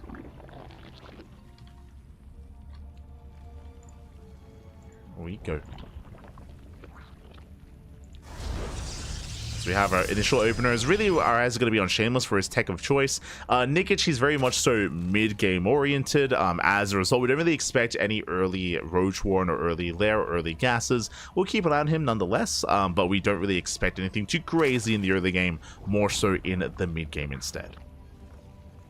That is where Nikich typically does thrive. Meanwhile, Shameless setting up his pylon, setting up his initial tech of choice. Should be a Stargate opener here by Shameless. We'll keep an eye on him. But likewise, Shameless, he doesn't really want to deviate too often from the norm, at least early on. See in the chat, when will the playoffs be? In 2 days. It's a 3-day event. Yes, yes. So today is Group A, tomorrow is Group B, and the day after that is the playoffs. So 3 days straight of Fire Grow Cup. Likewise, we also have a Lima League after this. We also have a Masters Coliseum after this as well. That'll be later on tomorrow evening, and the day after that. So it's a lot of StarCraft. As always, a lot of casting on the channel. As always, Pappy, as always. We're here for it. The non-stop casting. And so far, I'm holding my own, right? This is our second cast of the day. We have a Lima League after this. We'll see how sane I am by the time we wrap up the Lima League, or if I even can wrap up the Lima League. I'm a little bit intimidated, not gonna lie, by the Lima League cast. I'm intimidated, but whew, we'll make it. We'll make it. I believe. I have my coffee ready. But now, there's our Stargate. As we did mention, standard opener here by Shameless. Stargate opener into Oracle. There it is. Oracle's on the way. Likewise, Nikich gets his third base. It's soon to be up and running. Adepts are threatening a shade. 2 Adepts, they can one-shot drones. They can one-shot workers so they can threaten a dive. But alas, Shameless playing it safe. Just playing it safe. Pokes in, pulls out, and doesn't commit. Does not commit.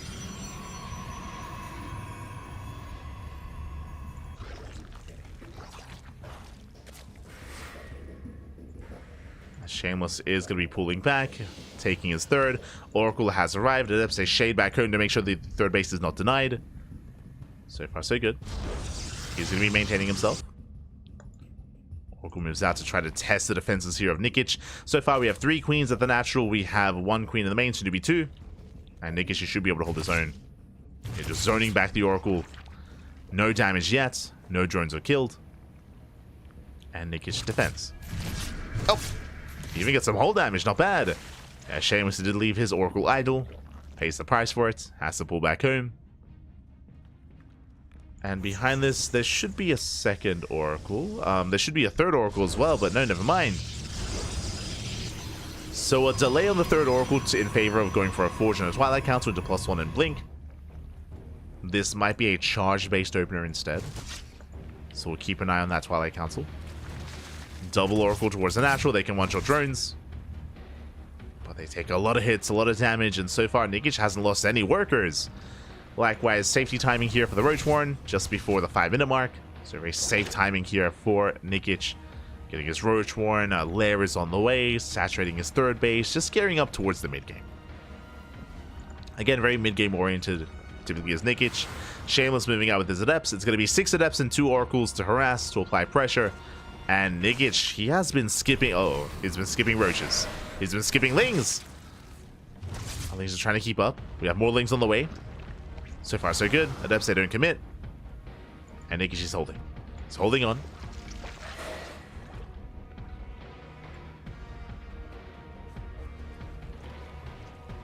Shameless playing it safe. Heads over towards the 4th. And he does force the Lings out. The Lings are punished. Hatchery taking a lot of hits. And can he force a cancel? It's getting low, but it looks like not quite. Yeah, the base will survive. Adepts, they shade back home, and Oracles, they evacuate as well. So nice defense here by Nikich. He did take a lot of hits on the hatchery, but it did survive. And Nikich is being very tech-heavy. Very tech-heavy. Hydrogen and Infestation Bit at the same time. This tells us that Nikich, he intends to tech into Hive and into Lurkers. So very tech-heavy. We'll see if he can get away with it. To do so, Nikich is skipping Roach Speed, skipping Roach Production entirely, going purely Ling Queen up until Hydro Lurker tech, into Hydro Lurker Viper. So again, Nikich is cutting corners. He's cutting a lot of corners. If Shameless were to move out anytime soon, then Nikich would be in trouble. Speaking of moving out anytime soon, Shameless, he moves out. Does move out, takes down the Tumor, pushing towards the 4th. Lings, they try to engage. Gonna be zoned away. Adepts, they shade into the mineral line. Oh, that I was not expecting. They do shade in. The hatchery taking a lot of hits, but alas, it does. Oh, we do hold on for now. Does survive. Oh, the Queens do overextend though. Adepts are being cleaned up. Nikich, he's holding. Shuts down the Adepts, forces back the Stalkers, baits out the Stasis Traps. And Nikich holds. Back at home, Shameless is taking up. We have +2 on the way. Storm is on the horizon as well. Shameless, he was hoping for a little bit more damage here, but alas, he didn't get it. He wanted that 4th base. Oh, the Stasis going off. But Shameless, he doesn't have enough momentum. Not enough momentum, he can't keep pushing. So he has to back off, he has to rotate, which means Nikich gets away with the Hive. Hive is halfway done. Lurker Den is halfway done, and this was all in preparation for Lurker Tech. To rush into Lurkers as quickly as possible, and to snowball from there. So Nikich will have a massive tech advantage in a couple of seconds. He just needs a little bit more time. And they got away with it. He saved the expansion, he saved the base, his drone count is decent. Droning up a little bit further, getting up to 80 workers. And Shameless does back up. And sure, Shameless, he has Storm, and that's going to be amazing against Lingbane Hydra. The problem is that, again, it's not about the Lings, Banes, or Hydras, it's about the Lunkers, baby. We've moved past that. As Lurker upgrades are on the way. Nikich securing his corner of the map. Spreading more creep. Lings, they harass, they get High Templar. He gets us around. He wants one.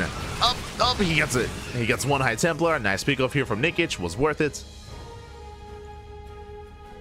But there are still 5 left. That's a lot of storms. here come the Lunkers. 10 lurkers now morphing in. We see Shameless taking towards Sky Toss, but now it's Shameless that needs time.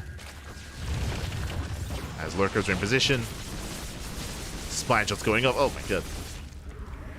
At the same time, massive Link Hydra counterattack, and there is no recall. Yeah, there's no recall available. Shameless, he's turning back around, he's racing back home. The base is being broken. At the same time, Zealots do hit the left-hand side. And workers are going down for both players. Nikich, he will take down the expansion. And he backs the hell off. Tries to get the hell out of here. Leaves out a couple of Hydras. Lurkers, they rotate. And Nikich, he defends. He defends his base. He kills his opponents. Shameless down to a 3-base economy with long-distance mining. But remember, Shameless is trying to buy time for Skytoss. Tempest production has begun, but I believe just the... Okay, he has a second starport. Stargate even. Making 2 Tempests at a time. But Shameless is contained. And Nikich, he's the first to max out. He's maxed out at this point. He's got how many? He's got up to 15? 14. 14 lurkers.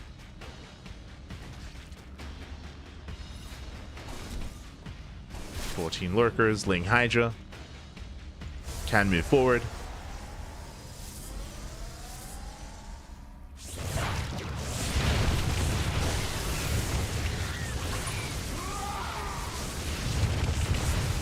Getting within range, knocking down those cannons. Tempests are arriving, but they're arriving slowly, and the Spire's already on the way. Spire's halfway done for Nikich, working towards Corruptors. Warp Prism does get into the main. Massive warp in. Uh-oh. Meanwhile, he does try to dive under the Tempest. Tempest is going to go down. Oh, barely not. Tempest survives. Tempest does live. Zealous are wreaking havoc across the map. At the same time, Nikich is gaining ground. He's pushing on top of that 4th base. Oh, the spine shots. Oh my god. Spine shots going up. Hydras, they race back home. They shut down the Prism. 8 drones did fall, but once again he snipes and denies the 4th. And that is the win condition. That is all that Nikich needs to do every single time. Deny the 4th base over and over again.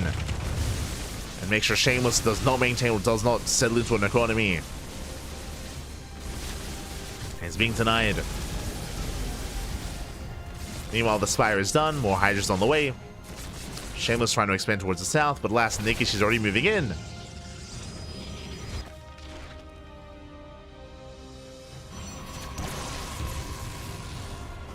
Army gets spotted. Lurkers are pushing in towards the 3rd. And Shameless is being pulled apart. He's trying to keep up. Lurkers on hold position.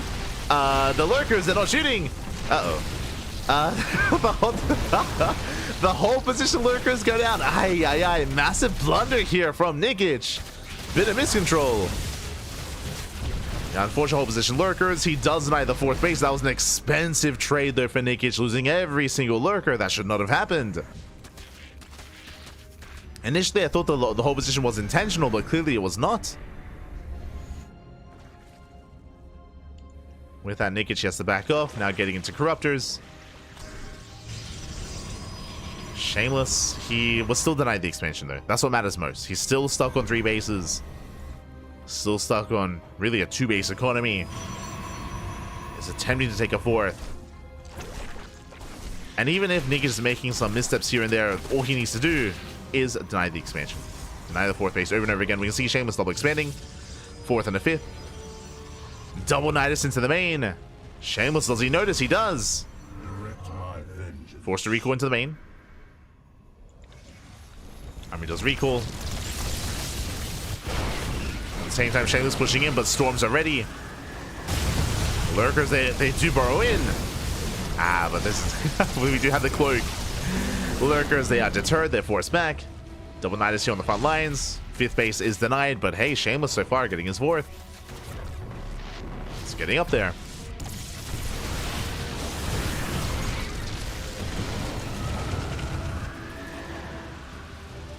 Likewise, Corruptors on the right-hand side. Going for the Tempest. Going for the Fleet Beacon even.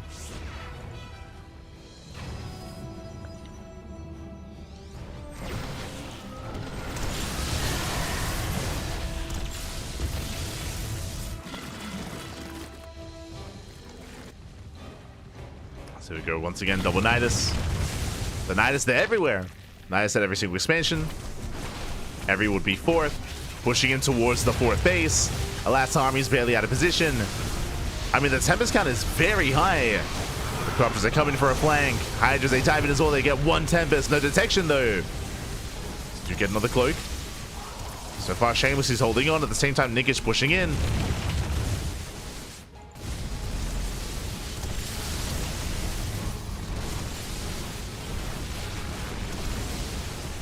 Is pushing in. The main army is going to crumble, but Nikich is gaining more ground.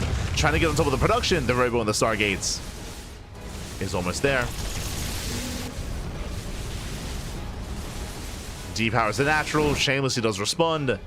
Nikich, I feel like he has to get the hell out of here. Nice trades, though. Takes on the Zealots. Getting on top of the Robo. Tempests have arrived. Lurkers have to evacuate. And they will. They will make it out. This time, Nikich preserves most of his army. Rebuilding still with Ling Hydra. Double Spire. Corruptor production not quite yet underway. Oh, there we go. We have 9 Corruptors. They catch the Oracle.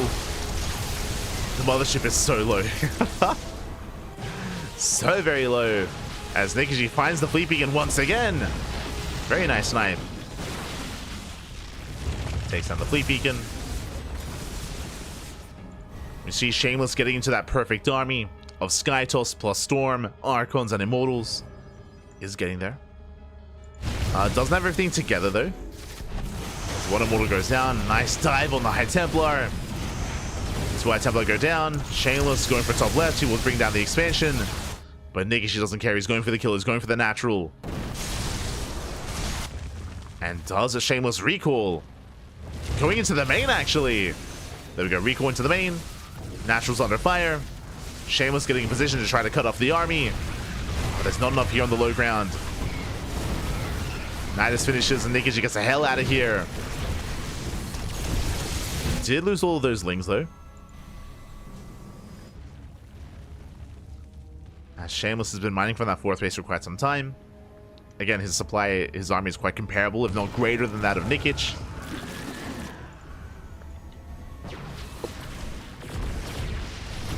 He's just looking, hunting for any kind of value here. Does spot the Mothership, comes in from behind. He's gonna get it. Finally, the Mothership goes down. Nice pickup. Ooh. Vipers get denied. Nice feedback. And snipe with the Tempest. Tempest getting more value. Finally, for the first time, Shameless is moving out. He hits bottom right. And he's denying fresh mining bases. Yeah, the expansion's gonna fall. Nikich out of position. Trying to dive in. He gets 2 Tempest. Just barely.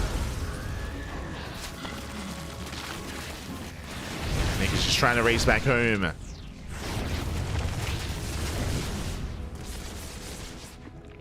Yeah, not enough Lurkers. He's been bleeding out too many. And because of that, Shameless, he forced Nikich all the way back. And what did that do? That means that Shameless's fourth base is still up and running. His fourth base still safe and sound. He can deny some of this creep.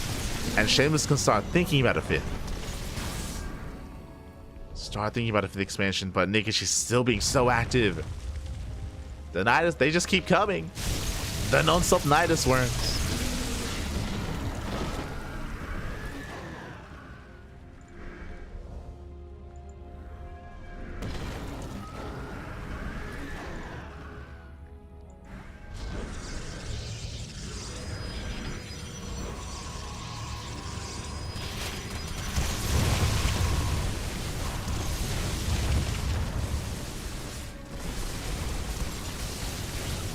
So far, we do see Nikich rotating once again. Oh, feedback's to brutal. Takes out another Tempest. 13 probe kills. We spoke earlier, Shameless, he can think about a fifth base, but he doesn't quite get it. Doesn't get up and running. Massive storms here on the Hydras.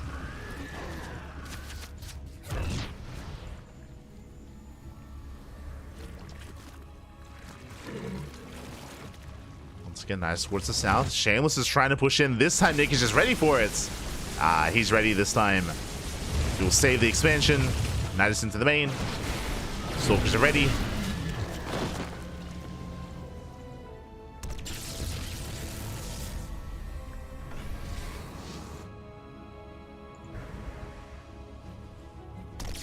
As Nikich still successfully containing. For the most part. Oh, he wants it. Oh, he wants it. Oh my god, that lunge was crazy. The lunge on creep is insane. Jumped on the Hydra. On the High Templar, sorry. It's not the High Templar. Nikich still denying bases. Cooperating a couple more Corruptors. Now getting into Ultra upgrades as well.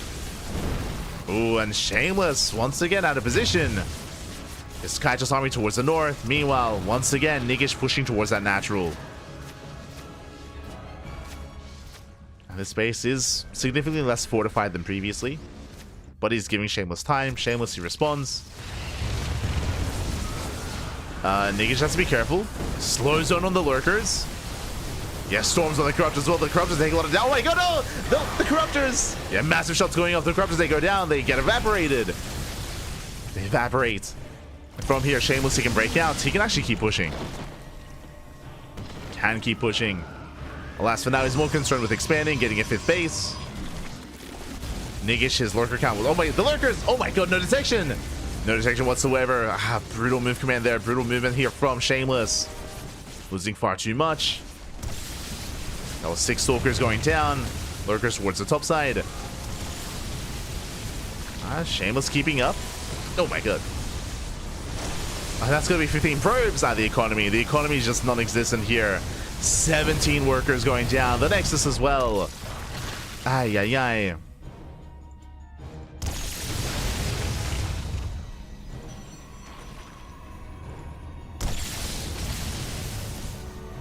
Not like this.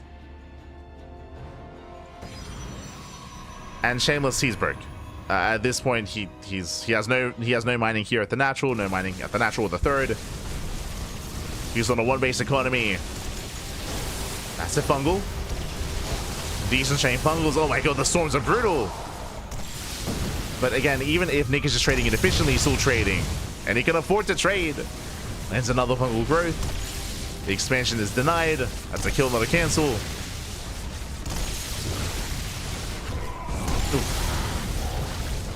As Nikich takes out another 2 Tempest. And it hasn't been as has been the case with a lot of Nikich's games. It's not like the most elegant of like ways to close things out, but it's like, you know what, he can get away with it. It's fine. It's fine, Pat. Collapsing on that mothership. Mothership goes down. It's mainly a ground-based army now. Archon Immortal. I mean, Shameless's army supply is still quite comparable, if not greater than that of Nikich. Shameless, he can push in. He's all in. Yeah, this one is all or nothing for the Protoss. He's had enough defending. It's time to break out. Going for the center expansion. We'll bring it down. He can keep going from here. Nikich, he can't engage. Not head on, not yet. He needs reinforcements. And Shameless is going for the kill. He's going for the main. Nice storm here on the lurkers. Oof. Most of the corruptors go down. Pushing into the natural. And Shameless can always recall if need be. Has to be corrupted to overextend. Takes down the natural. Now pushing into the main. There is a Viper alongside this. All the tech is exposed. And Shameless, he can clean this all up. The Lurker Den, the Hydra, double Spire, the Hive as well. Everything should fall. Zealous towards the top side, going for the mineral line. All this tech has to be rebuilt, otherwise Nikich won't be able to remax. He has to be careful. He's going to lose everything in the main, including the spawning pool and the infestation pits. Lurker Den's on the way. Yoink comes in, does knock it out, gets a second Yoink. Up, barely gets the Tempest. We'll lose the Viper. Hive went down, which means no more Viper production. We need a recall. I feel like Shameless should not be here. He needs to get out. Oh, good. And he cannot get out of this choke point. He cannot break through that. So he's forced further back into the main. And where's that recall? Where's the recall?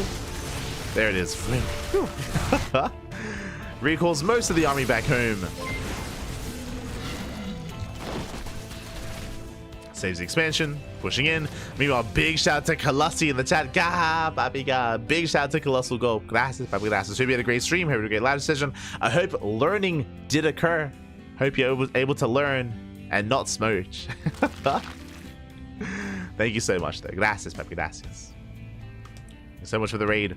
For those that are tuning in, welcome one and all to Fire Grow Cup, the group stage, Group A. Today we're casting Group A, tomorrow's Group B, and the day after is the playoffs. Oh my god. Nice feedbacks here on the investors. Nikich taking more bases. He has an economy, but again, Nikich, his tech was reset. There we go. We have spawning pool, we have lurker den, we have the hive on the way. No spires, bear that in mind. So if Shameless were to go back into Sky Toss, there would be very little to respond.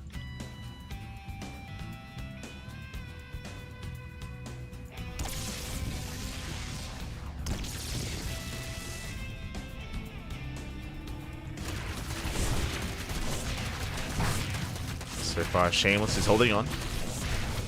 Takes down the Lings.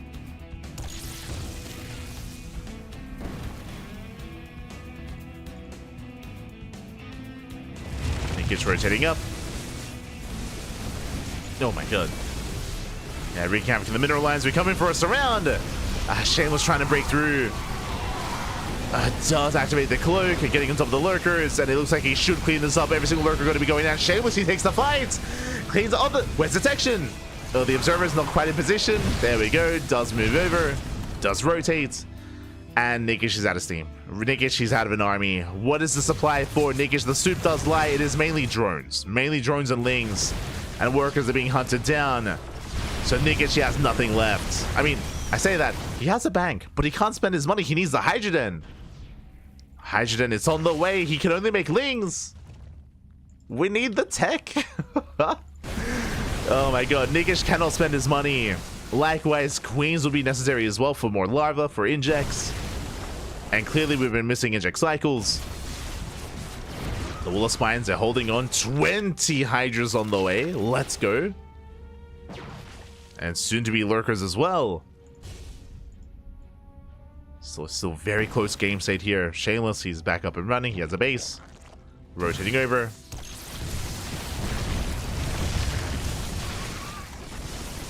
Service with the main army as well. 21 drone kills. As he moves out, Lings, they do hit the northern expansion though. And not much of him to defend.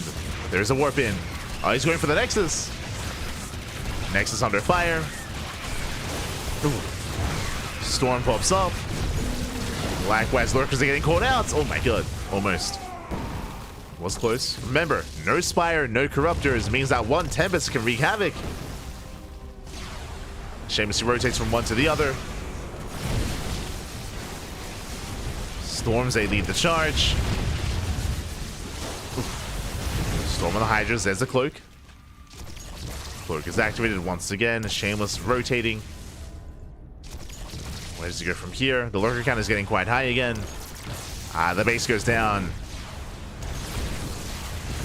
And nice pickup. Expansion does fall. Zelda hit bottom right. See Nikich attempting to dive. Where are the storms? Oh my god, the Hydras, they dive in. They get one High Templar. Late storm here from Shameless.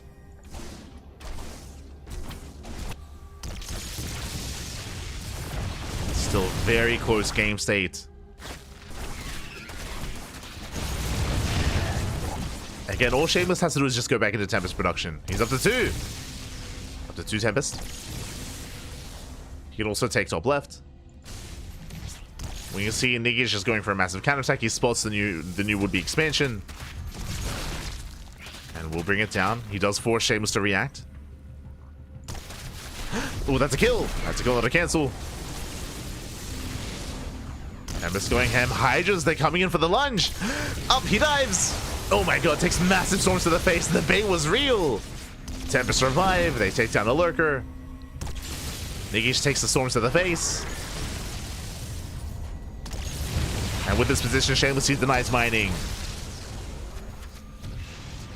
Oh my god, the move command. Calm down. Alright, just once again, they dive in. They don't quite take down the Tempest. Again, this position is just brutal. And all the mining is being denied. And again, Nikich, he had a bank. Now, I mean, he has a mineral bank, but he has no gas. He needs gas mining. And bottom right gases are not being mined from. No gas is here. No gas is here. So he's on, what, 2 gas income. There we go. Does saturate. Shameless peels off some of his army. Likewise, so does Nikich. Nikich goes to Ling right here, going for the Nexus. There is a storm, but the base should go down at the same time. Trading a base for a base. Not just that, the mineral line as well. Oh my god, wait, it lives! No shot, the Nexus! Nexus survives! Just barely, 25 HP. Meanwhile, bottom right goes down, 18 drones as well. There's the recall. Nikich, he's unable to deny this. Shameless, he gets out. Shameless, he gets the hell out of there. I believe that was not a base recall, that was the mothership recall.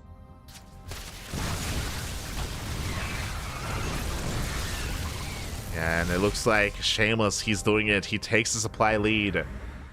And again, Nikich, he's out of gas. He's out of gas, out of resources. Does have some lurkers to work with, but this is not an ideal army. It's Hydra Lurker against a more ideal composition. Skytoss, Storm, Archons, Immortals, more Tempests on the way. I mean, these 2 Tempests have been alive for so long, there's just no answer for them. Straight up, there's just no good answer. The only way the Hydras kill the Tempest is if Shameless makes a mistake. That's all that Nikich is hoping for. Oh, he dives in! Oh, doesn't quite get it. Again, quick moves out of Shameless. He pulls away.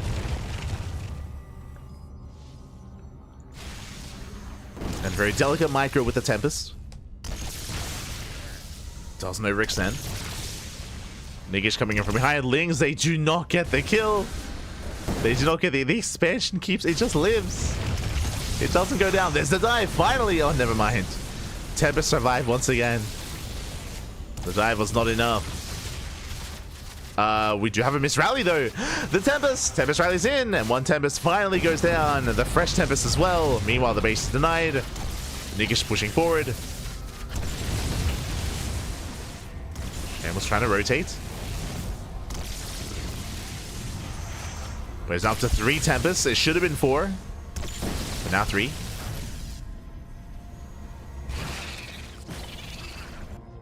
Nikich, he's on half a base mining. He's on half a base mining here. Less than half a base, really. He rotates. Does have a pretty hefty Hydra army. And he's going in. He's going for the base. Going for the expansion. There's the cloak. Saves the Tempest.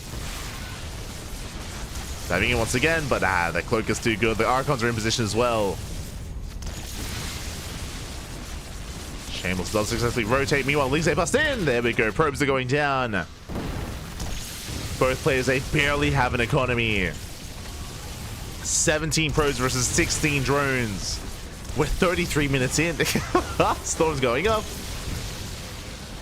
Very tense game. Hydras, they shut down the economy. 29 probe kills. They bring it down. No more mining. 0 economy here for Shameless. Oh my god, the Tempest, they refuse to die. They refuse to go down. But now there's no mining.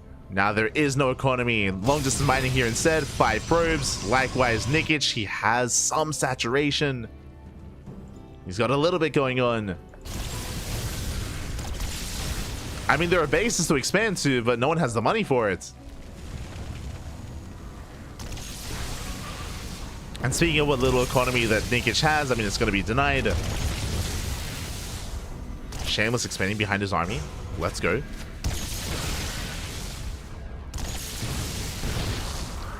Nice value. Get these 4 Tempests. Jeez, they just don't die. The one Tempest has 28 kills. The 9 HP Tempest on 28 kills. Crazy. That might be the oldest Tempest. He's rotating. Gameplay. Oh, 2 High Templar go down. 3 High Templar. Oh, that was a big overextension. That should not have happened. Which means that many less storms. That means the Hydras, they have more potency. So a bit of miscontrol there by Shameless. Leading out, it was 2. It was 2 High Templar. Does get to the high ground. Army's gonna rotate. Where's the storm? Storms so far decent. At the same time, Lings, they hit the base, they hit the mining expansion. Shameless, he can't afford another base. Yeah, he will lose the expansion. The Nexus is gonna go down. Shameless, he cannot afford another. He's broke. So now 0 income. As Shameless has 0 probes. So this is what you get. What you see is what you get for Shameless. Nikich still has an economy, somewhat. So we can actually produce. This means, more importantly, that Nikich can expand. Potentially. Eventually. Temper shots going up. Lings are just confirming there is no base. Technically, Nikich could try to win with a base trade or could try to win by elimination. Oh, the Tempest! Oh my god, one of them still doesn't go down. Here we're just looking at the units tab at this point. There's no production. We got some Hydras on the way. Here comes the dive, and finally 1 Tempest goes down. The first Tempest going down in like 10 minutes. Outside of the one that was rallied in, which I think was like one of the few Tempests that did die this game.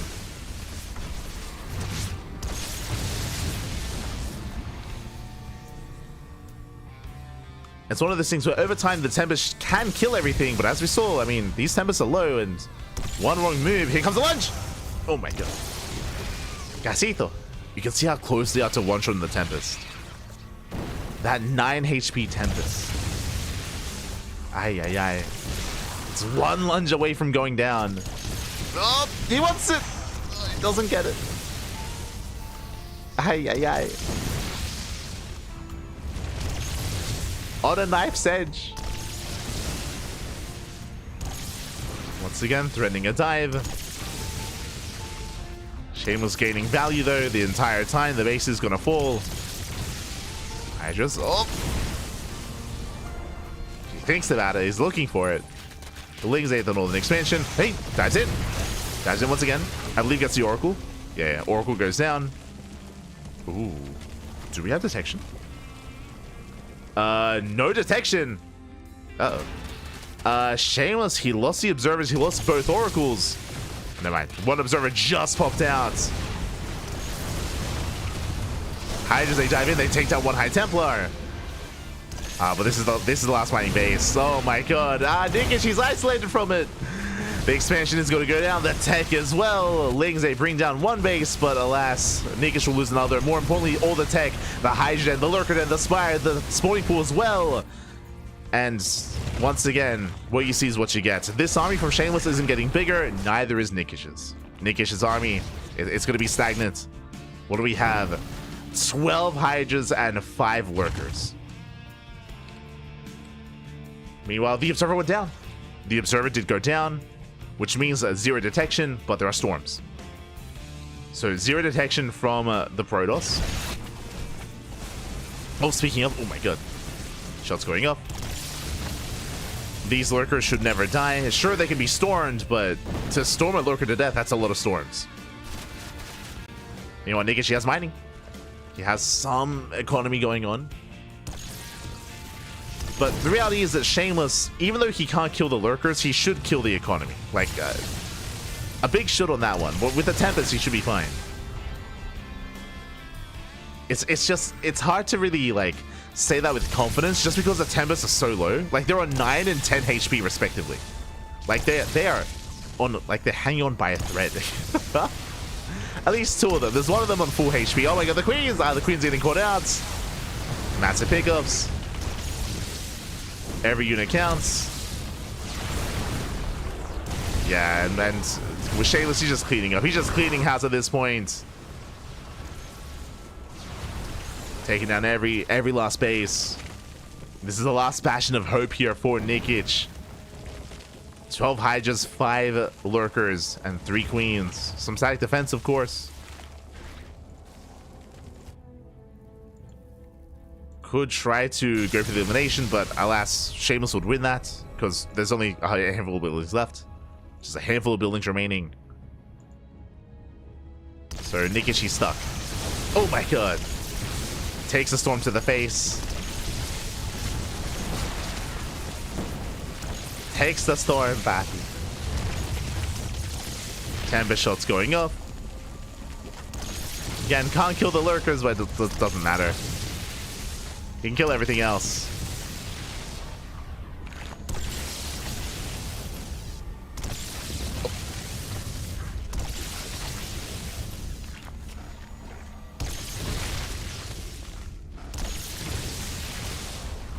Oh, he lunges in. Oh, he gets one. Oh my god, the storms. Storms are brutal. He gets 1 Tempest. There's 2 Tempests left. Meanwhile, we had 12 Hydras. He lunges once again, but now down to 8. So 4 Hydras for 1 Tempest. Ay, ay, ay.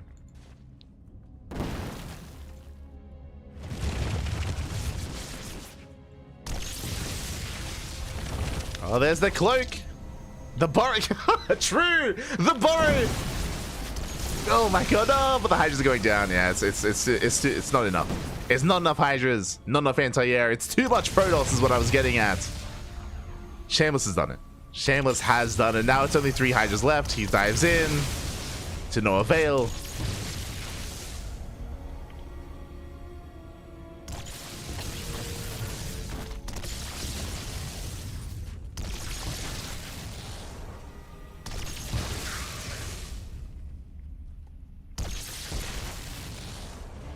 Yeah, I'm with the I'm loving the burrow micro. I think this could have been used earlier. Like if Nikich was aware that there was no detection, then I think this could have been like a factor earlier, but alas, oh my god. Tempest take down the Queens. And it's just a slow death here of everything falling for Nikich. It was a good effort. It was an intense game, Papi. Very intense. Nikich was doing a great job earlier when it came to denying the 5th base and even the 4th base of Shameless, but eventually Shameless, he got a 4th, and that's all he needed. He got a 4th base. He never really took a 5th. But a 4-base economy is all you need, Papi. I say that. He got a 5th base eventually. Got it up and running.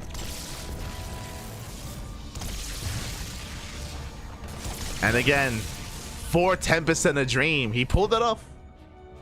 How many kills? 26 and oh my god, 30. The Archons, the 41, 61 kills, 29, 8, 48. Like, the value that this army has gotten over time. 47 on the mothership. Again, this army's just gained so much value. GG gets called and Shameless takes game number 1. Whew, oh boy, GG. that was game 1. GG, well played. That was only game 1. Let's go. And Shameless takes a lead. Does take a lead in the series, and we'll see if that lead continues or if Nikich can bounce back. Whew. Oh god, that was a 42-minute game, Papi. That was crazy. 42 minutes. GG. And it wasn't 42 minutes of passive play either. Like, both players were very much so active, rotating, non-stop rotations, non-stop aggression. Oh. And with that, we're getting ready here for game number 2. Oh my god. Crazy, crazy.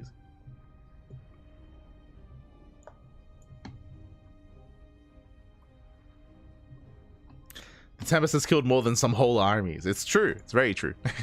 Oh no. We are getting ready here for our next game. I do not blame our players asking for a moment. They're like, Papi, we need to breathe. It's like, okay. Understandable. Very much so understandable. They do need a moment to breathe here. As a fun fact, while we were casting that one game, the entirety of the rest of the round has concluded. Replicant takes down R 2-0. Strange takes down Power 2-0 as well. And I believe they're already in the next round. Oh boy. We'll have some catching up to do later.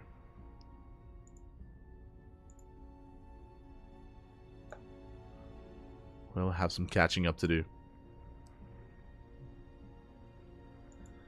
Oh my god. Originally, I did, in the next round, I did want to cast Strange versus Replicants, but of course, they are now mid-series, being covered by Shameless. So, sorry, being covered by MindoVK, of course. So, MindoVK, if you want to tune into Strange versus Replicants, he has you covered in that series. We'll either be following Shameless or Nikich into the next round. Either one.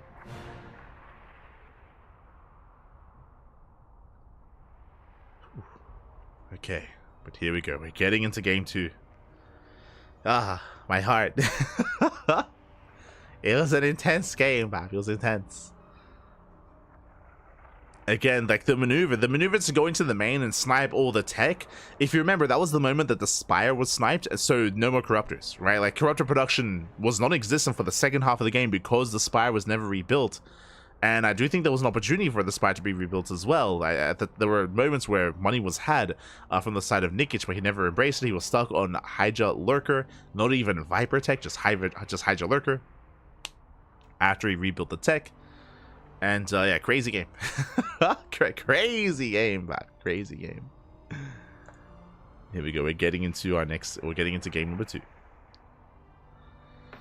Whew. Since I 42. Wow. Oh, good. Alright,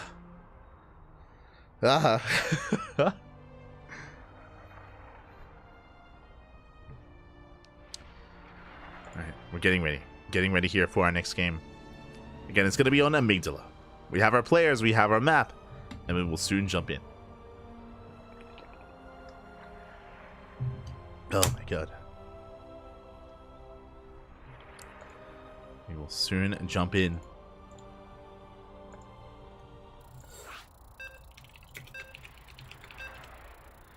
Whew. Okay, our players, they're good to go. They're good to go. And we'll see how this story ends. Does Shameless take the 2-0, or does Nikich fight back and tie things up 1-1? Here we go.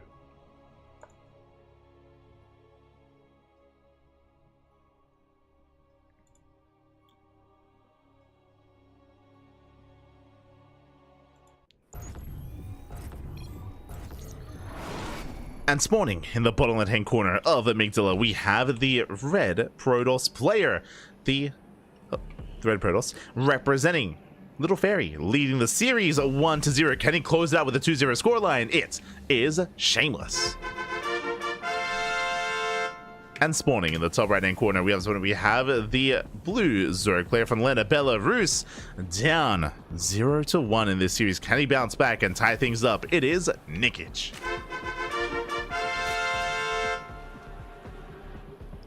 We go. Oh my god, welcome one and all to Amygdala. Amygdala is one of the larger maps in the map pool here. Longer rush distance compared to ley lines, for example, so we could see another longer game state, not gonna lie. Likewise, it can be very awkward being hyper aggressive on this map. The reason for this is because rotating on this map can take quite some time. Hitting the north and southern ends of the map can take quite a bit to rotate between them, especially because these rocks are in the way. They do allow for longer game states and longer games in general here, so we could be in for another macro game, another late game. It's possible, but it comes down to the early to mid game here initially. How aggressive are our players going to be? Do we just tech up once again into a later game state? We're here to find out. We're here to find out. Let's go. See in the chat? Thanks for the cast. Always happy, always. Intense? Oh, I thought it was a live cast. Hey, you're stretching it with that one, Ice Time. You're stretching. I thought you were going to say intense. I thought that was a American Terran player. True, true. It's been a while. Big fan of intense. Ah. That's from here. We're calming things down, pile into the main, just a hatch, gas pool, standard open out of Nikich, likewise gate expand out of Shameless as well. Everything looking normal and sane in the early game. Everything looking as it should.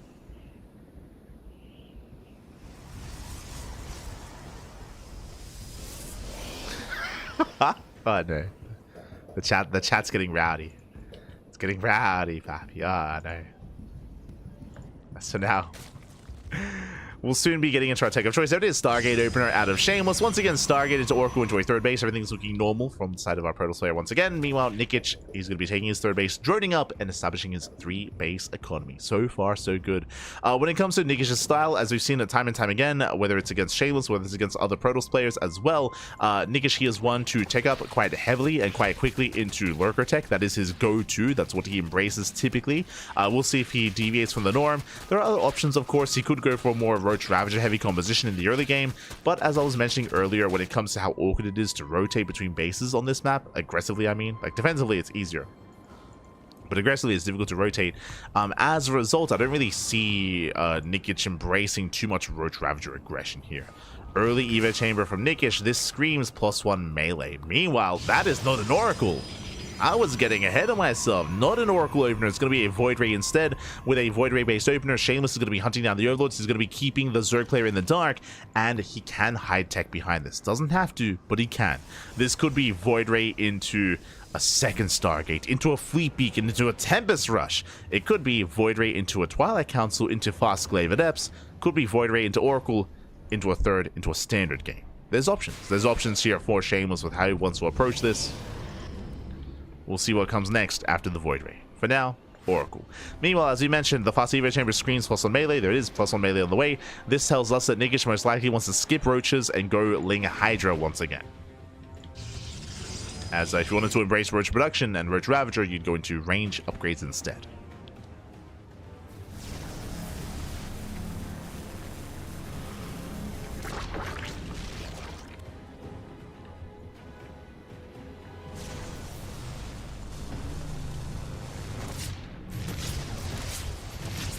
Ooh, meanwhile, I assumed that this was going to be Ling Hydra, but if Nikich cuts workers, if he does not drone up, this could be a Ling Queen all in.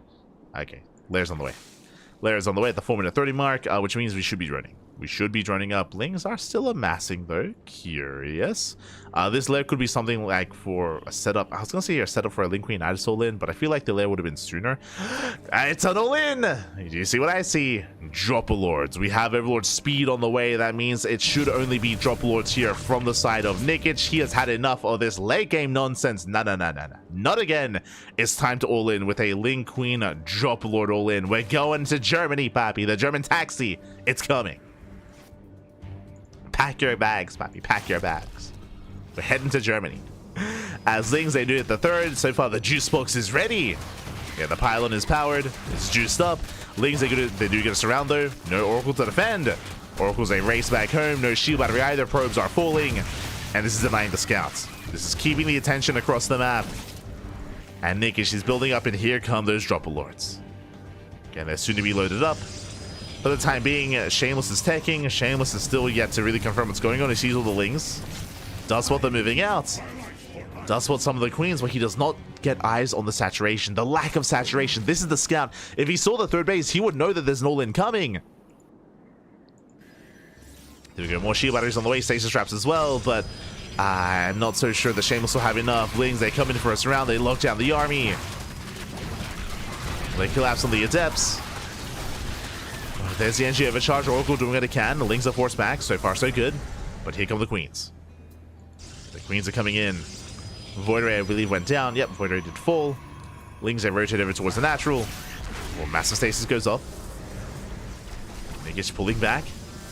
And going for the third. Oracles, they activate. Ooh, one Queen goes down. Nice feedbacks. Two Queens go down. And Shameless, he's holding, is going to kill every single Queen. And the Lings, they do nothing. They do absolutely nothing here. There are Zealots, there are Archons, there's Sim City. Lings, they come in first, an attempted surround. Not bad. Yeah, Shameless did overextend. More Lings rallying in. Drop-a-lords towards the natural. Archon gets surrounded. Where's the NG overcharge? Oh, not quite available. Probes are going down.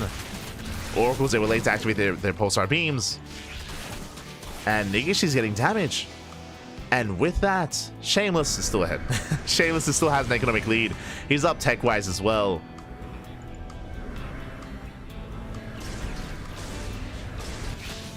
Lings, nice hold position micro, getting extra probes. Shameless still has that worker advantage. As Lings are finally cleaned up. And Nikich, he's in a bit of trouble here.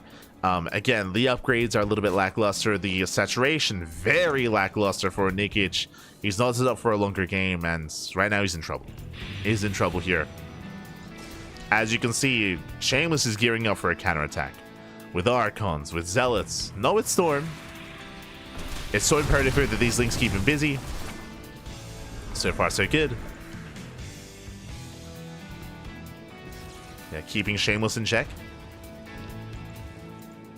Shameless likewise, he breaks out. His third base is a bit exposed, but this move out is designed to end the game. There are some Hydras to defend though. Hydras and Queens. He has an army, and Shameless is he's looking a little bit premature here. Spots the Hydras, he backs off. Likewise, Lings, they bust into the middle line. Probe's going to be going down. Shameless out of position. Yeah, completely out of position. Loses 8 workers. Nikich, he's back in this game. Nikich is back in this game. As against Shameless, he wasn't really expecting this many Hydras back at home. So he gets caught with his pants down. Now he has to back off. Now he has to focus on reprobing. And he has to take into Storm. Does need to take up into Storm. Prism into the main.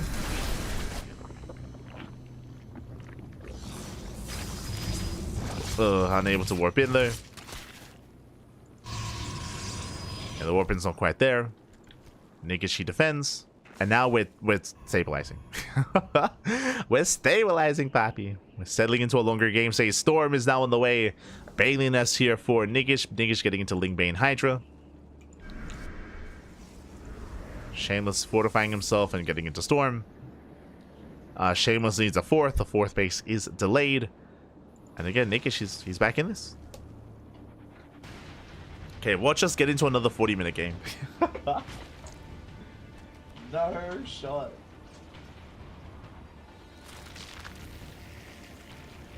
Meanwhile, I have an update for you. The sun has risen.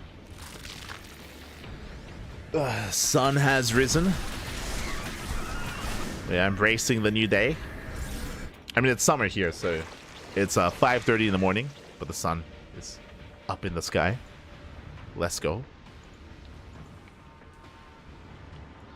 Meanwhile, you see Nikich rotating towards the left-hand side. Shameless does spot the rotation, trying to keep up.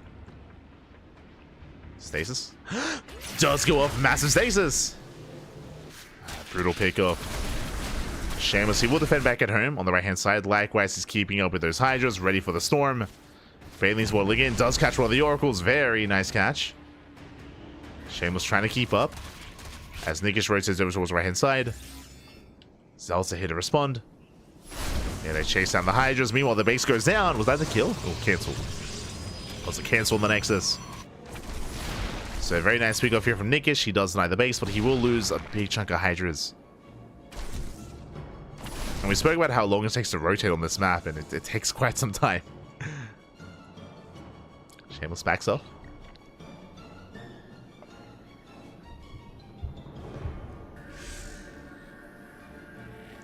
Does back off. Both players calming things down.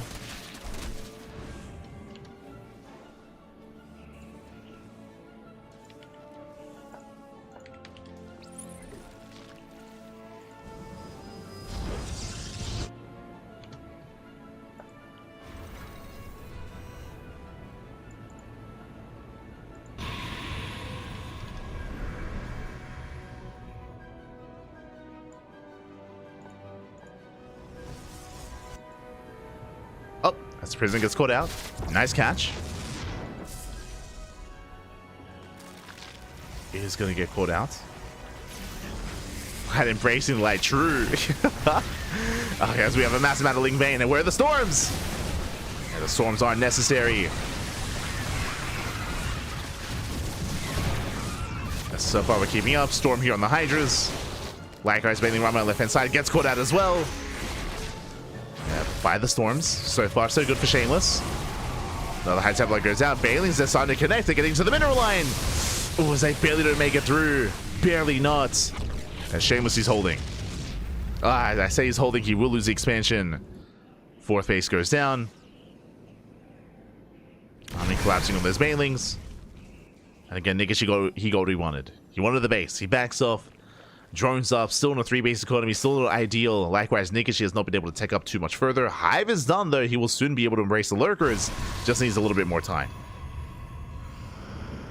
It's a little bit more time.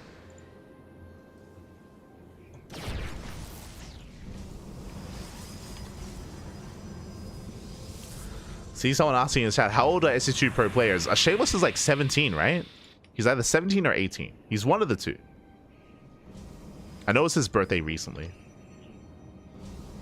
He's 18, that's it. Storm going off in the Lings. Nick is trying to push in. But again, Shameless is keeping up.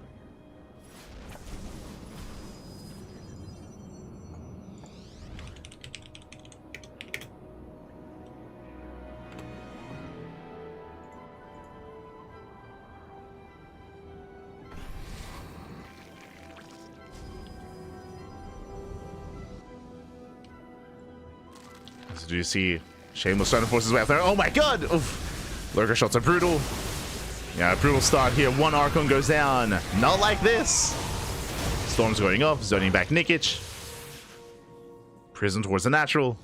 But again, with this many lurkers, he kind of push in. Not with a ground-based army like this. Sky Toss is going to be required. I see on those Zells, they bust into the mineral line. Drone's going to be going down. But where is that tech? There it is. Stargate and the Fleet Beacon. What I will say, though, is that this tech is late. And there's a big window in time here. There's a massive window where Nikich has the greater army. He has Ling Hydra Lurker. And he can have his way with the forces of Shameless. He can try to at least. Night Storm on the way. Shameless trying to rotate. Likewise, Nikich as well. He's going to be forced back. Lurker's out of position. Nikich diving. Oh, Shameless trying to dive into the mineral line. Lurkers are ready. How many lurkers? 17! Oh my god. 17 lurkers. Zelta get deflected here at the natural. They're just getting forced back. We'll lose one immortal. Oh my god. As he barely gets away. Preserves the High Templar. He can rotate. He can also deny mining here at the gold. Once he does confirm.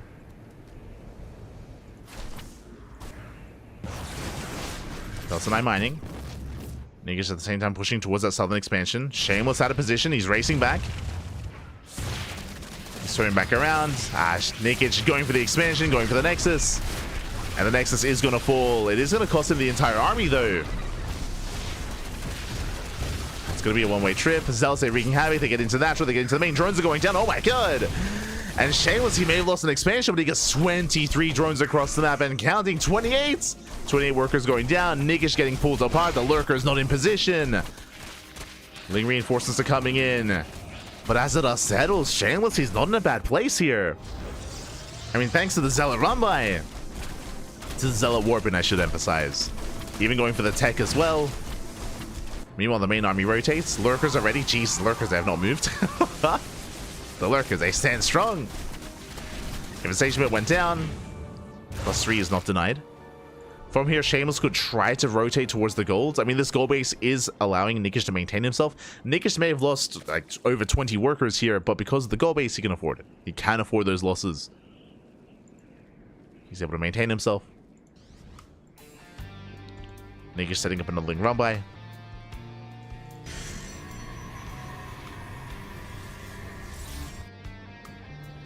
Runs into the Archons.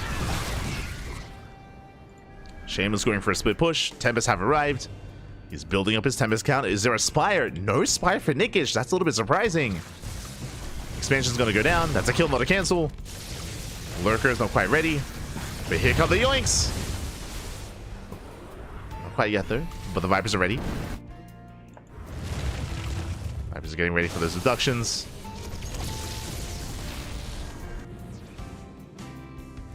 Likewise, Shameless pulling back towards the south. Both armies are maxing out.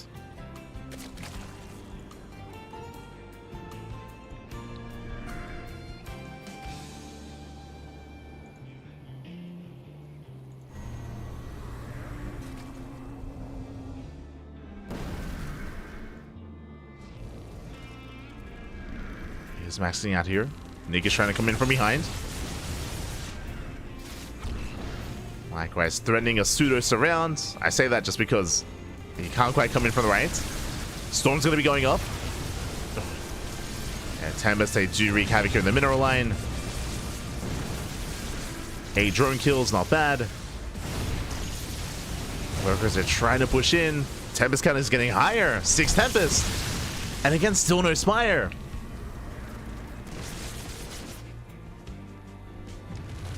Still no Spire from Nikich. He is being stubborn. Alas, Nikich going to be rotating. Shameless cashing out the Lurkers, or he's trying to. Just they come in for the lunge. Oof, they don't quite catch any of the Tempest. Another feedbacks! Feedbacks pop off. Vipers, they get shut down. Likewise, here on the left-hand side, so far, Shameless is keeping up. It will just shut down all the Hydras. The Vipers, defends back at home. Shameless, he's all over this. The efficiency. And Nikich plummets in supply. Now, Nikich can remax, but he will lose the gold. Now, upon losing this fight, he will lose the gold base. At least he should with all these Tempests. Bearing in mind the Viper's not ready to punish. As there's only 1 Viper left, back in the main. Again, those feedbacks are brutal.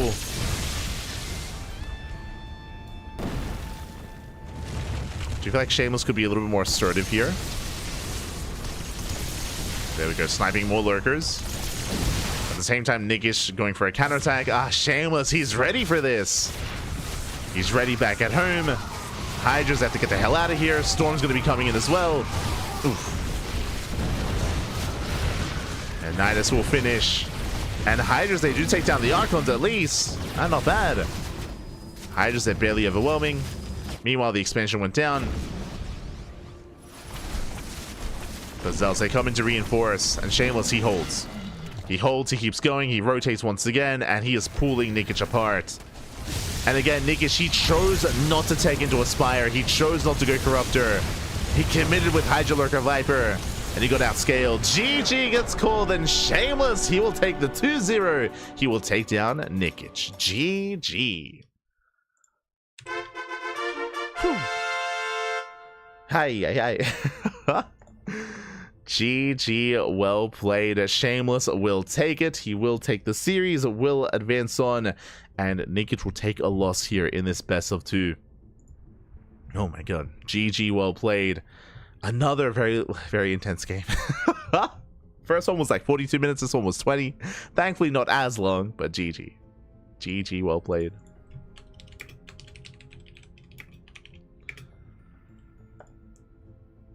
GG, well played. With that, Shameless, he will take the 2-0. And now we're going to be heading over to the next round. And we have a lot of catching up to do because we've fallen a little bit behind. We have fallen a little bit behind.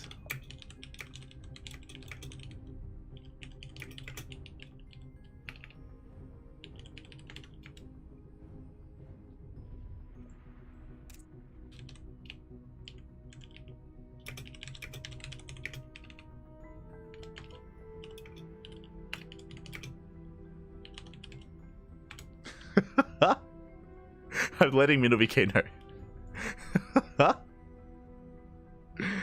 Letting him know, but GG, well played. And with that, we can head on over here to the bracket and figure out where we are and where we are headed. Okay, we have updates. We have plenty of updates to go over. Plenty of updates to catch up on. Let's go. Let us go. Okay, from the top, Strange. Strange is going to be at the top of the standings, top of the bracket here. We have Strange as number 1, Shameless number 2, Power is number 3. We have the power of the Protoss here, dominating the group so far. Nikich, Replicant, and Art towards the bottom. Art having a very rough time here as Art has yet to take a map. My heart goes out to Art. I mean, he's an amazing player. He made it to the playoffs last time, but he is struggling here in today's broadcast, in today's group. Likewise, Replicant and Nikich, they've been doing well for themselves, but unfortunately, they're still at the bottom of those standings. Shameless and Strange looking the most dominant. Power and Nikich are tied 3-3. there is still room there for growth, still room for any player to make it through. Scrolling down, as you can see here, we have to catch up on some of these updates. Replicant took down Art 2-0, Strange took down Power 2-0, and now we have 2 matches ahead of us. We have Art versus Nikich and Shameless versus Power. I do want to jump on the PvP between Shameless and Power. Again, I have not casted Power at all yet today. I've not been able to cover that match. I'll cover that player. But they've been doing well. They've been doing well for themselves, so I want to try to feature them here and now. Is my goal, at least. Let's go. So we're going to be following Shameless into his next series.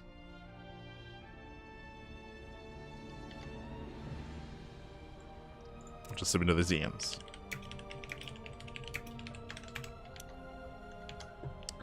Slip into those DMs.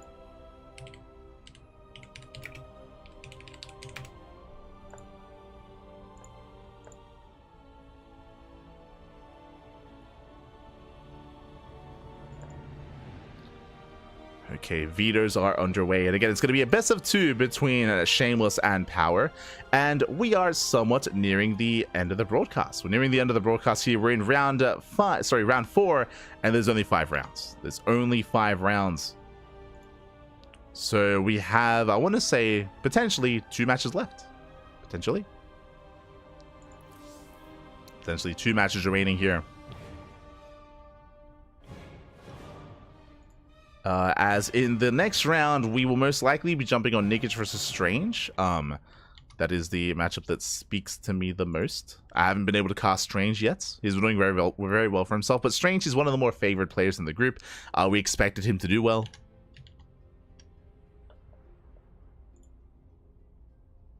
Regardless, we'll soon wrap up those vetoes. Just catching up in the chat.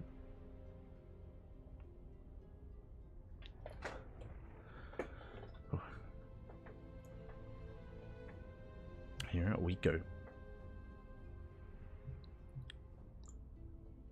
GG, well played. I believe this time we're going to be joined by MindleVK. All good. He's going to be joining us for the PvPs. Makes sense.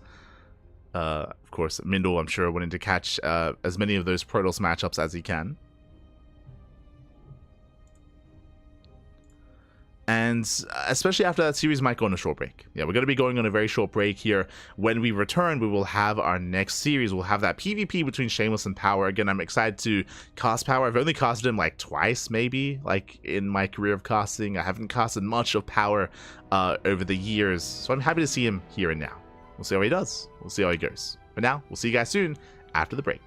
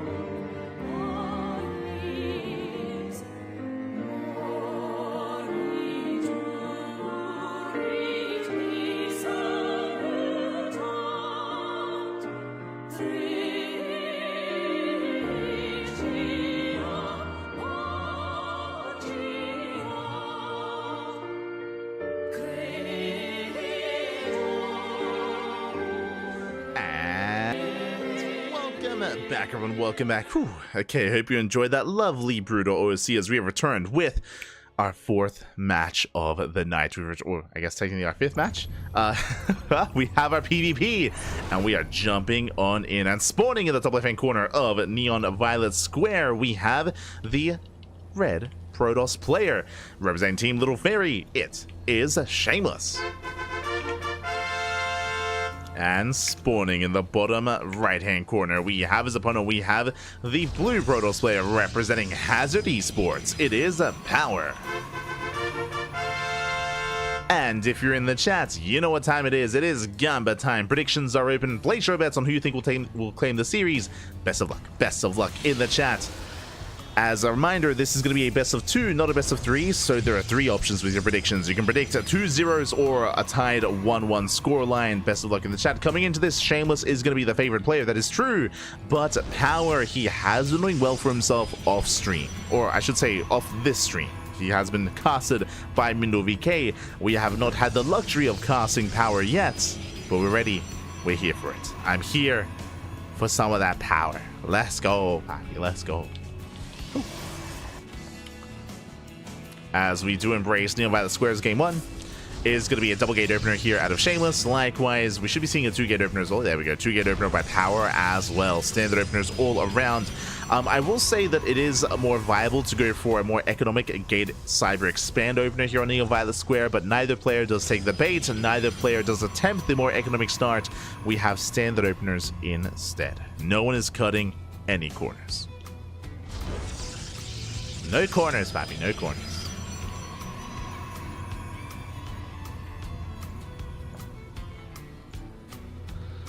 Here we go. Well, now we're going to be settling in. We're juiced up. The juice box has been thrown down, has been placed, powering that pylon. And both players are scouting for each other's second pylon. So far, second pylon's in the main for Shameless, second pylon's in the main for Power as well. There's no proxy pylon, there's no fake proxy either. So far, so good. Both players are keeping up with each other.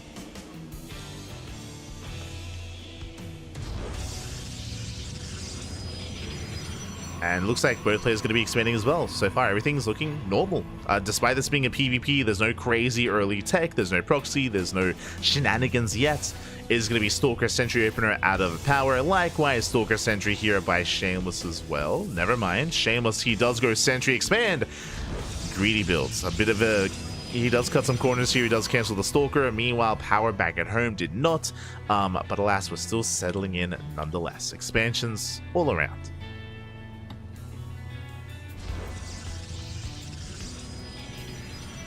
As Power does delay his 3rd and 4th units in favor of a faster attack, it is going to be a Twilight Council here for Power. Meanwhile, we do have Shameless opening up triple Sentry. So he's going to have plenty of scouting, plenty of hallucinations. This is how the meta has evolved in PvP over the past couple of years, but Sentry-based openers, they've always been relatively trendy, but nowadays even more so. Especially, it was 2 patches ago that the Sentry got buffed. The Sentry is no longer has the light tag, so it is safer against oracles. Likewise, sentries, they do bonus damage to shield-based units as well, so now they're just safer overall, even defensively, as they can do more damage than they used to. They no longer tickle, now they pack quite a punch, in PvP at least. So it is much more common to open up with additional sentries to scout across the map to confirm what's going on. Checking the vision here of Shameless. Shameless, he does get eyes on the Twilight Council. So Shameless, he knows about Blink. He knows about Blink, he knows about the potential for something like a DT-based opener as well, and Shameless, he cuts corners, he rushes straight into the pocket base, straight into the 3rd. Very greedy build here. Shameless, he went for the Nexus before the tech, before the Robo, before a 3rd gateway, before anything else. So very greedy build here by Shameless, and Power is unaware. Power is moving out with the hallucination, and even if he sees this, what can he do outside of taking his own later 3rd base? Because it's a pocket base, I mean, there's not really much there's not much pressure you can apply, especially this early on. Not unless you're already working towards aggression. Hallucination dives in, Hallucination scouts. And confirms. Now Power knows he is behind economically, and how does he respond? With the 3rd or with extra gateways? Pressure is on the Protoss. He responds with a 3rd. Okay. Again, this makes sense. Like, it's too late to respond aggressively. Like, it's too late to, like, turn this into a 2-base all-in and try to break Shameless. Like, that's not going to happen, especially on Neon Violet Square. I should also have introduced this fact as well. Neon Violet Square is the largest map in the map pool, the longest rush distance. So, again, all-ins, they struggle quite a bit on this map. So Power instead takes a later third. So Power is going to be behind in the economy. Prism into the main. Shameless, he doesn't flinch. He maintains his position. Stalkers, they threaten the natural, but alas, Shameless is ready for them. He will force them back. So nicely done here by Shameless. And doesn't fall for the hallucination. Likewise, back at home, we're working towards charge, forge, +1. Shameless also cutting corners. He went for the forge and +1 before the gateway explosion. So much earlier upgrades as well. Basically, Shameless has been cutting almost every corner, and he is getting away with all of it. He's getting away with all of it, and this means that Shameless, he's going to snowball out of control in the mid-game. The reality here, he will snowball out of control. That mid-game is going to be insane for Shameless. And we'll see how Power can bounce back. Now, it is possible. It is difficult, I will say, in a mirror matchup, especially given this kind of scenario, to recover. But there are always opportunities to go for a backstab, to go for a Warp Prism into the main, to go for a Stalker counterattack, to go for some DT run-bys. There's potential to get some economic damage to try to recover. Try to force his opponent back home. As here comes the move out. Now, Power does have the better economy. He does have a better saturation, I should say. But Shameless, he will have a +1 timing. You can see here, +1 is about to finish, and +1 is still on the way for Power. Oh, the blink, though, comes in from behind. He wants the Archon. He wants it. Up, up. Oh, my God, and barely does not get the Archon. Archon does survive. Oh, and the Chargers, they're hunting these Stalkers down. Power trying to get the hell out of here. He's being chased back. Prism has arrived. We're bringing more Archons. We're bringing more Zealots. Again, Shameless he skipped Blink in favor of this timing, in favor of a charged out Archon timing attack. Essentially an all-in, because there's nothing really behind this. There's no +2. There's no further tech. There's no extra gases. There's no 4th base. I was setting up for a 4th. But regardless, Shameless is committed, and we'll see if Power can hold. The Archons are ready. Very important. The Archons are crucial here in the defense. Likewise, it's taking a little bit too long. Power, he catches up in the upgrades. Shield batteries are ready as well. Shameless might have a supply lead, but Power has the defender's advantage. So it's not as clear cuts. The Immortals, though, they do add quite a bit of complexity to this army. Zelsei busts into the mineral line. Archons as well. Decent concave. Shameless, he's diving in, gets into the mineral line, getting some of those Archons. He's trying to, at least. He's trying to bust them through. We'll eviscerate that economy, though. 15 probes going to be going down. The base is low, but alas, Shameless, he does not break his opponent. He does not overwhelm. Or will he? You have to make sure Warpins. And the Warpins just in time. More Zealots on the way. And Shameless, it looks like he's breaking through. Yeah, the Immortals, they break through the Archons. Those 3 Immortals, they did so much here in the back line for Shameless. And he's done it. He's broken the back of Power. GG gets called, and Shameless will take game number 1. Whew. GG. Shameless does take a lead. And again, Shameless, he just cut all the corners at the start of the game, and he was building up towards that 1 big 3-base all-in, or 2.5 base all-in, with +1, with charge, with Archons as well. He had no 4th base, he had no +2, he had no extra gases. It was all or nothing for Shameless. And because he got away with all that greed, because he got away with cutting all those corners, that's why he hit as hard as he did at that 3rd base. And Power just could not keep up, not after those small incremental, the incremental advantages that Shameless had. GG. GG, well played. With that, Shameless takes a lead, and now we're getting ready for game number 2. Let's go. We are getting ready for that second game. Likewise, I believe the other matchups are also they're also taking place. They're also wrapping up. Nikich versus Arch, I believe they also wrapped up game 1, and now they're getting into game 2 at the same time. So we're going to be able to round up round 4 all at the same time, and then get into the final round after this. Soon embrace that final round. And again, I do want to cast some Strange while I can. While I can. That'll be in round 5. But here, we're still in our series. It's still a best of 2, and we'll see if Power can tie this up and bring us to a tied series. I almost said force the ace match, but there is no ace match. But here we go, spawning into the top right-hand corner of ley lines. We have the red Protoss player leading the series 1-0. And we'll see if he can take the 2-0 here to secure himself at the top of the group. For Little Fairy, it is Shameless. And spawning in the bottom left-hand corner, we have the blue Protoss player representing Hazard Esports down in the series. But again, he has the opportunity here to fight back and to tie things up and to make it out of this group. It is Power. He has the power. Let's go.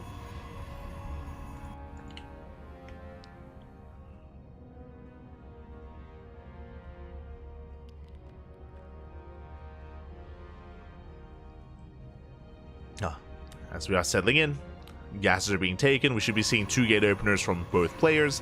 And welcome one and all to ley lines. Once again, we are getting juiced up. The juice has been thrown down. And we should be seeing Shameless opening up 2 gates, Power as well. Ley lines is a much smaller map compared to Neon Violet Square. So, much smaller map. It means that we could be aggressive. Speaking of being aggressive here. Hello, Monsieur Probe. What's going on? Power, he does sneak a probe out on the map, and I believe this should be for a fake proxy pylon. You can see back at home there's only 1 pylon. Shameless confirms. He's like, hold up. Where's your pylon? What's going on? It should be here. It is not. It is elsewhere. And again, it's a fake proxy pylon. Basically, this is designed to try to force an overreaction and ideally force out an earlier unit, force a second probe from Shameless to scout across the map to try to find the proxy. We'll see if Shameless does take the bait. For now, Shameless, he checks the natural. It is not uncommon to hide the pylon further back in the main or in the natural instead. So Shameless is double checking. Double checking to see if it is at a closer location. Meanwhile, Double Stalker. Yep, Double Stalker open out of Shameless. Double Stalker out of Power as well. Aggressive starts from both players. You see Shameless still scatting towards the south. Not towards the north. And the probe is denied from Power. Stargate open out of Shameless. Okay, it's going to be a Stargate opener with this. Even though Shameless is going to have a later expansion, he will have Oracles. He will have access to Oracles instead. Meanwhile, Power, I believe he goes Double Stalker into a 3rd and 4th Stalker. Okay, he does continue Stalker production. This does mean that Power is going to have a Stalker lead. Shameless, he did delay his own Stalkers. He is getting into his 3rd and 4th Stalker as well, though. Slightly later, but still on the way. There's the expansion of Power. Power is expanding. Shameless is still looking, still searching. I am here in the shadows. Doesn't quite confirm. Likewise, Shameless has no sentry, so he can't hallucinate its scouts. Shameless is in the dark. Is going to be opening up Oracle, though, to get across the map, to scout, to confirm. Likewise, going to be pushing as well. So does Power. Who shoots first? Oh. Shameless. He moves out with the first Stalker, runs into the army, has to back off. Power, he rotates towards the right-hand side. Power, he does have a slight lead here, and he looks like he gets another volley. Yeah, he gets another volley off. Shameless, he's stuck at 1 base. Stalker goes down, massive pickoff. Power, he's getting further ahead, and Shameless, he's forced into 1 base all in. 1 base all in out of he thinks he's being all in. He doesn't know. Throws down the stasis before moving out. Shameless is going for the robo, and he's going to be, even though he's setting up defensively here, he's going to be forced into his own all in. Shield battery's on the way as well. Yeah, he believes that Power is all in. He's not. And Shameless will soon confirm. Yeah, now he knows. He sees the expansion. Shameless, he's down heavily in economy. Shameless forced to expand. A very late expansion here out of Shameless. And the pressure is on. Pressure is now on Shameless to move out. And we'll see what he can get done.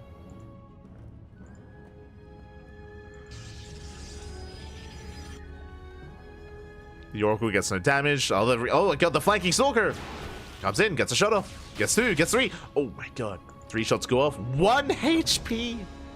The 1 HP Oracle. Oh my god. If that shot happened 1 second sooner, if there wasn't that one extra shield, then that Oracle would have gone down. It's crazy. Shameless, he does survive. Does keep it alive.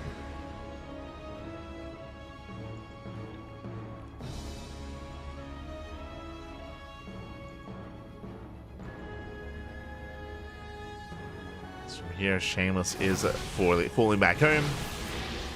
Eventually, now he's going to be able to take his expansion. Power does have the greater economy. He's been mining more for longer. Higher probe count as well. And here comes the move outs. The 1-2 punch. After faking Shameless out, he's now going to be moving out. Does find the Adepts. They're going to be focused down one after the other. And now Power can push.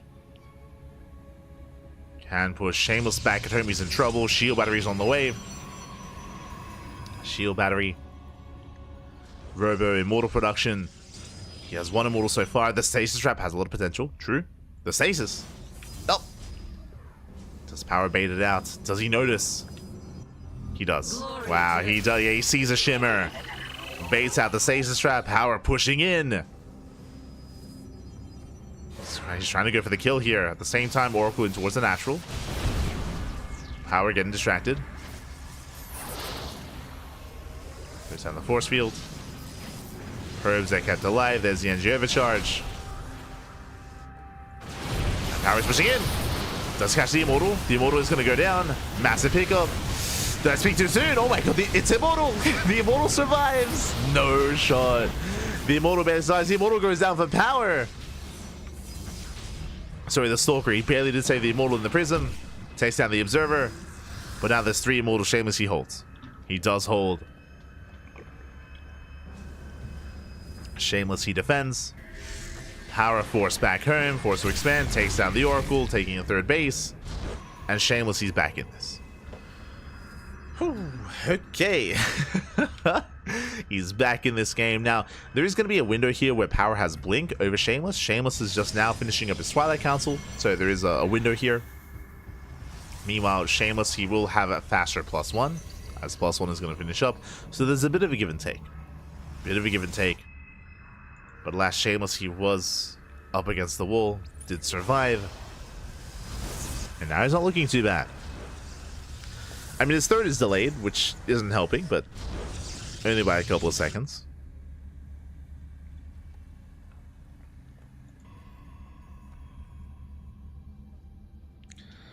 Behind this Power dipping into the main. Does slip in with 2 Adepts. Headed for the main mineral line. Does get in. Probe's going to be going down. Likewise, Adepts in towards the natural as well. Not bad. Power getting 3 workers. Threatening a shade. That takes down another. 4 probe kills, not bad. 4 workers going down. Shading is something he commits. Oh, that I'm not so sure about. As he commits to the shade, we'll lose both Adepts. Shameless holds. And Shameless won't be moving out anytime soon. I imagine Shameless is going to be defensive until he finishes Blink and +2. Like, +2 is going to be a big timing for him. It's going to be a big kind of window of opportunity. So he has to wait for that upgrade. Power, meanwhile, he's still being assertive, still being aggressive. Power does have the army supply lead. He has Blink over his opponent. And here we go, Power. He can try to break Shameless.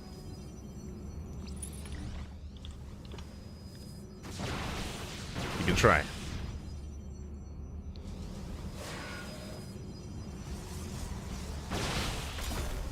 Power is pushing in, going for the dive. He wants the Immortal. Ooh, doesn't quite get it. Gets 1 volley off. Likewise, Adepts say shade into the main. Probes are going down. Not bad. Nice target firing. Gets 4, gets 5. Gets up to 6. 6 probes do fall. Shady. Oh my, he's not stopping. He's not stopping. Getting up to 8, getting up to 9. This is getting out of hand. Those 2 Adepts. Those 2 Adepts at the MVPs getting 11, getting 12, getting 13. No shot. Can he get 13? Not quite. Not quite 13, but 12 worker kills. Still an insane amount of damage. Power takes a massive economic advantage. Power. He's doing it. He does respect the army. +2 did complete for Shameless, so Power, he has to respect it. He has to back off. Does respect the upgrades. Pushing it once again. You have the dive. Prism goes down. Shameless, not bad. He's going for the Immortal. Yeah, the Immortal does fall as well. No more Immortals here for Power. Down to just Stalkers. Blink is good, but Shameless, he has Blink himself as well. He has the better upgrades. He has +2 over the +0 of Power. +1 just now finishing up, but it's too late. It's too late to impact the fight. Shameless is going to keep pushing. Power, he does catch reinforcements. The Prism. Oh, Prism survives. Oh, I spoke too soon. Power coming in from behind. Catches a couple of reinforcements, and we're going for the base trade. We're going for the full-on base trade. Power hits the natural. Shameless hits the third. Base trade is upon us. Looking at Unistab. Shameless is up in Stalkers. He's up in Immortals. But Power has Zealots. He has all his charge loss. Trying to get the hell out of here. He pulls away. One Zealot going to be going down. Likewise, Power busting into the main. And yeah, he's just coming to the base trade. It's all or nothing. Zealots, they should strike the third. And does Shameless recall? Kills the natural. He wants to. Does he recall? No, he's pushing into the main. He's gonna keep it. He commits. He commits, Pappy. Shameless, he escapes with a couple of workers. Meanwhile, Power does get a ninja base. Likewise, pulls away with probes as well. So both players escape with workers, but as I say that, Shameless is being chased down. Shameless, he's been... Oh no! The probes! The probes, they get called out. Massive pickoffs. Every single worker going to be going down. Ay, ay, ay. Yeah, the probes do fall. Shameless. Does he have any workers left? Okay, he does. No, he does not. That was the last probe. It's Shameless who will lose all his workers. Likewise, making one probe in the main. And Power, he does have a ninja base. He has workers left over. And Shameless, he should not be able to escape with that probe. And Power, he can just go for the elimination. Go for it. He can go for the elimination. Right now, he's racing back home. He doesn't need to. There's a recall. Ah, there's the recall. Shameless, he makes it back. Power catching out half the army. Not bad. He needs to blink, though. Okay, blinks in. Catches the Stalker. Coming in for the surround. And he's catching the army. Yeah, massive catch here. Oh my god, so many Stalkers going down. Shameless, he's down in army supply. He's down in economy. Power, he has a base mining. And he has production. Somewhat. It's all depowered, but he can repower. He can get everything back up and running eventually. Sending a probe back home to do so. Shameless poking in. It's going to be forced back. Shameless, he has one probe mining. Let's go. Moving out with his drop, he's trying to hunt for the ninja base. He found it. He did find the ninja base. He's aware. He's going to be rotating. Power, he misses the army. He misses the drop. Shameless, he doesn't risk it. Or he does. He's risking it. There we go. Pylon's repowering everything. Drop comes in. Power out of position. He's racing back home. And can he snipe that prism? Shameless has to be so careful here. Probes are falling. There's a dive. Prism is forced back. It should be pinned. But again, Power should be aware that he is ahead.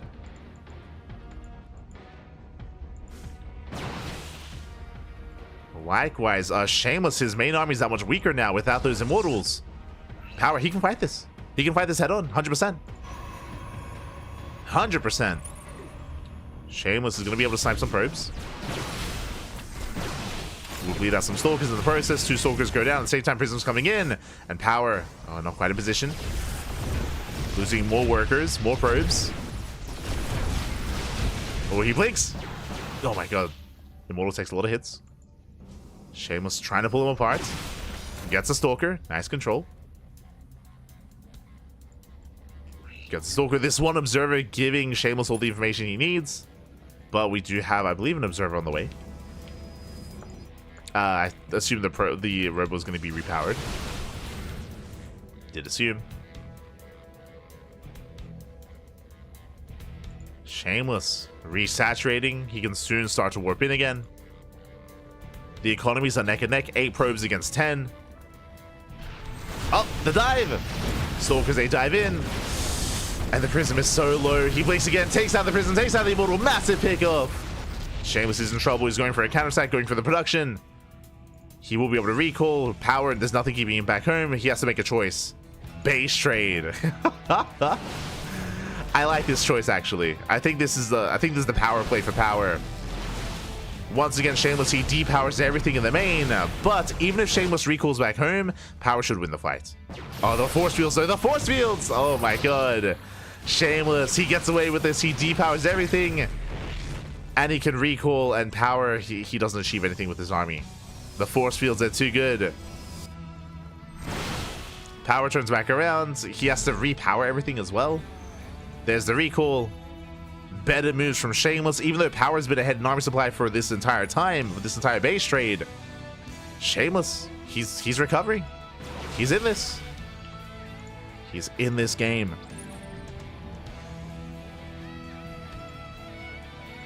And again, Shameless, he can't win a head-on fight, but he hasn't given Power that head-on fight. Despite that, GG gets called. He taps out, and Power will take it. I mean, Power, he was still ahead in the economy, still ahead in the army, and Power ties it up. GG. Whew.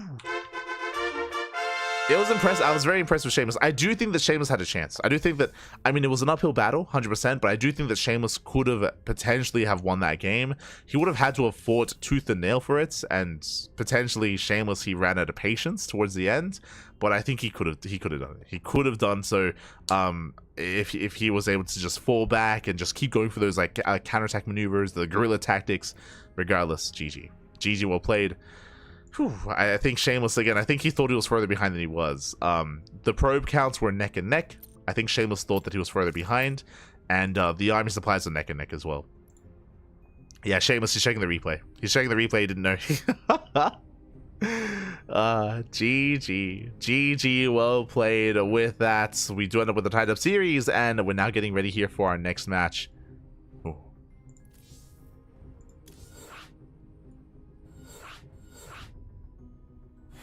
Oh my god. We're getting ready for our next match. Up next is going to be Strange versus Nikich. Oh. Let's go. Let us go. Crazy game. As a reminder, though, these are best of twos. These are best of twos, not best of threes.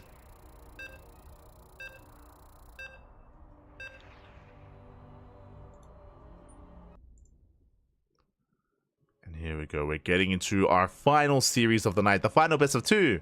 Nikich versus Strange. Let's go.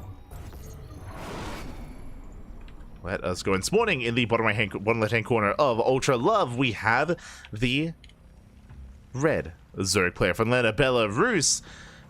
The one Zerg, the lone Zerg in the entirety of the group stage. It is Nikich.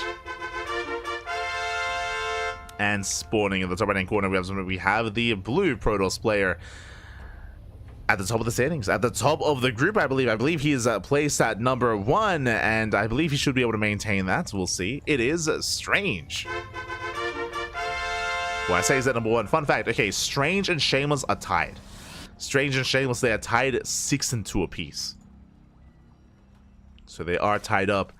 And that means that could go either way. If Strange take this, if Shameless takes his series, I mean, right now they're fighting for first and second place, Strange and Shameless.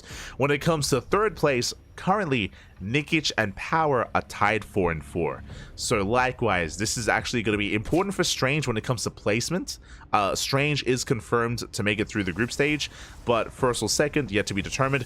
Nikich, he's not confirmed yet, but he could. If he outperforms Power in this final round, then Nikich can make it into the playoffs.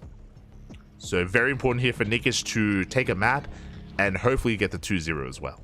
For now, Hatch Gas Pool. Standard opener here out of Nikich. Strange, Gate Expand. And if you're in the chat, Gamba. I mean, I believe Gamba time has ended, but Gamba time, it's all about the predictions. Best of luck in the chats. Best of luck. As predictions are soon to close, so place your bets while you can.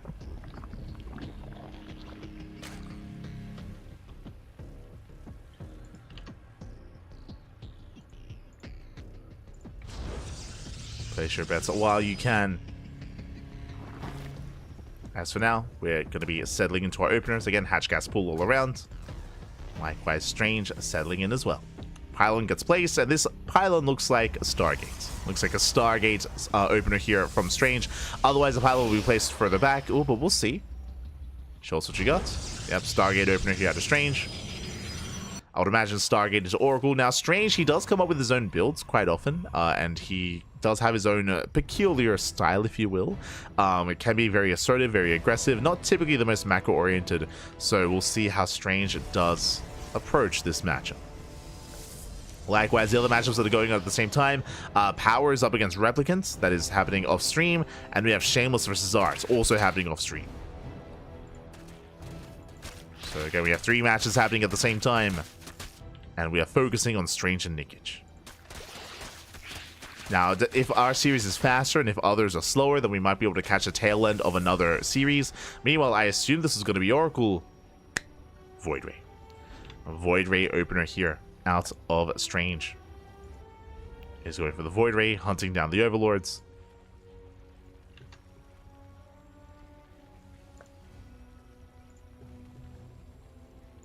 And with this, he's going to be keeping Nikich in the dark. And behind this, Strange, he can go for a second Stargate. He can go for a Twilight Council. He can go for a Fleet Beacon. He can go for a standard third. We'll see what Strange is up to. I would imagine something, again, a little bit more Strange. Here we go. Void Race on the way.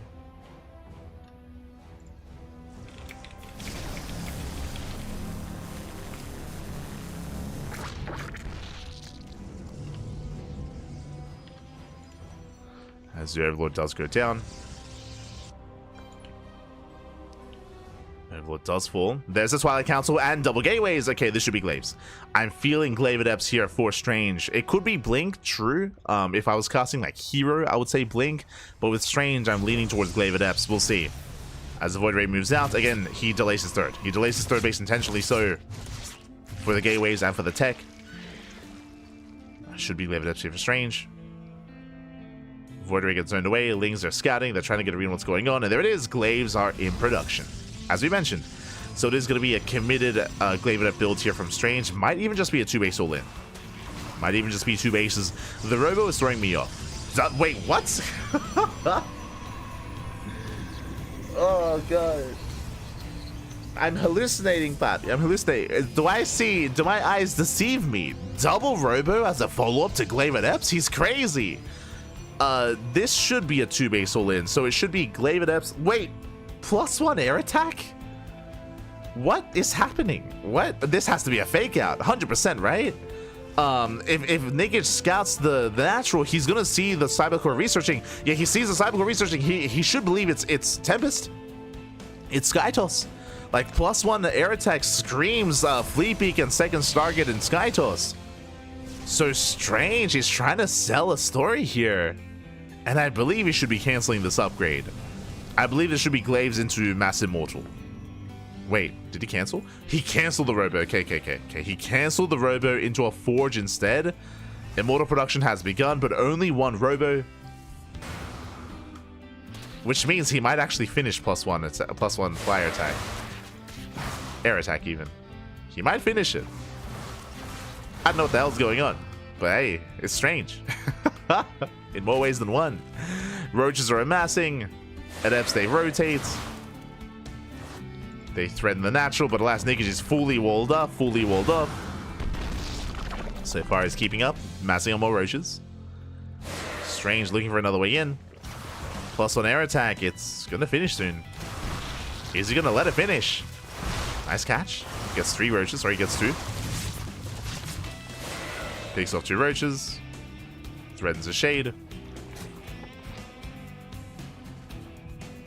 We do see Nikich is getting ready for a massive counterattack. He's built up roaches. We have Overlord speed on the way. He's going for a Roach Queen counterattack. He's going for a German taxi. He plans to make use of this army and try to punish his opponent. +1 air attack. He's going to let it finish. Okay. Again, I assume this was going to be a fake out, but no, it looks like it's going to finish instead. And that's not really going to help too much at all. It's kind of a waste of money. But okay. We have a 5-gate explosion behind this. building on more immortals. I mean, I love the immortal count. The high immortal count does mean that Strange should be able to defend against the roaches, at least somewhat. +1 air attack does complete. And I guess it's going to impact the 1 Void Ray. Let's go. Again, I'm pretty sure that was meant to be a fake out. I don't think it was meant to finish, but regardless, does complete for Strange. Let's go. And here comes the all-in. Again, Nikich, he's on sub 3 base saturation, 60 drones, 4 hatcheries, 4th base just for larva, and here comes the taxi. The taxis, even, as we do have the massive just swarm of overlords making their way across the map. Roach Ravager as well. Back at home, how many immortals are there to defend? 3! Oof. 3 immortals, mass sentry. Again, the immortal follow-up. I would have loved to have seen double robo production, double immortal production, but regardless, it is going to be ideal. Force fields, they look down the army, and Strange is going to completely shut this down. The force fields are insane. While they try to break through, the immortals, they do so much to the back line. Roaches are trying to come in from behind. The Void Ray here, the +1 Void Ray. He pops off. Activates the prismatic alignment. The vials. Oh, they do connect. They take down the sentry. But again, Strange, he just snowballs out of control. He completely shuts down the all-in. On the vials. They graze the Stalker. More reinforcements on the way, and Strange is looking to snowball out of control and to take the win here and now. A very strange build, but hey, you know what? If he didn't have +1 air attack, you know what he would have? He'd probably have more immortals. So it probably would have been a stronger counterattack, but it's fine.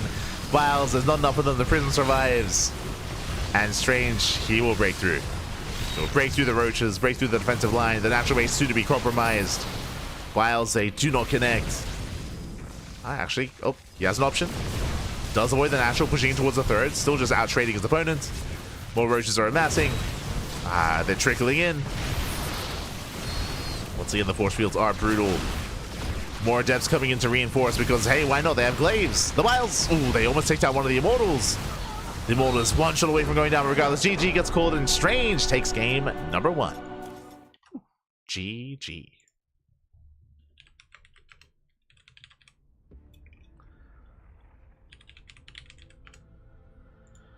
Whew, GG, well played. Strange, he does take a lead in the series here, and now we're jumping into game number 2. And again, that was a wild game 1. That was crazy. That was wild, that was crazy, that was insane.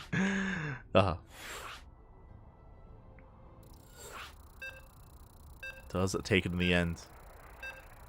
Again, it was Void Ray opener into Glaive Adepts, into fake +1 air attack, into double robo, then he cancelled a robo, goes single robo model production into Forge +1.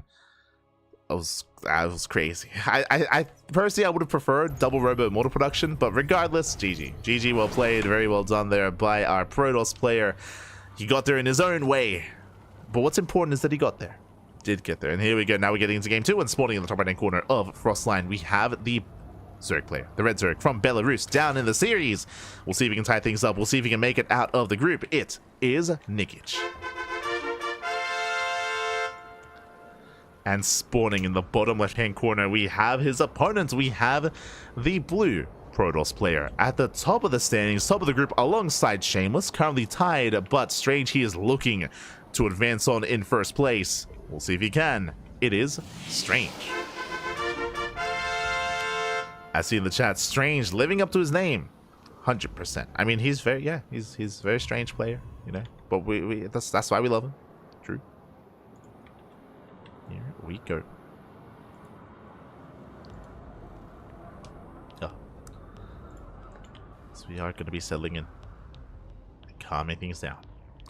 Now, as a reminder, we are scheduled to broadcast a Lima League after this tournament, but we will probably take like at least a 15-minute break in between. So we're going to be going on a break before jumping into the Lima League broadcast.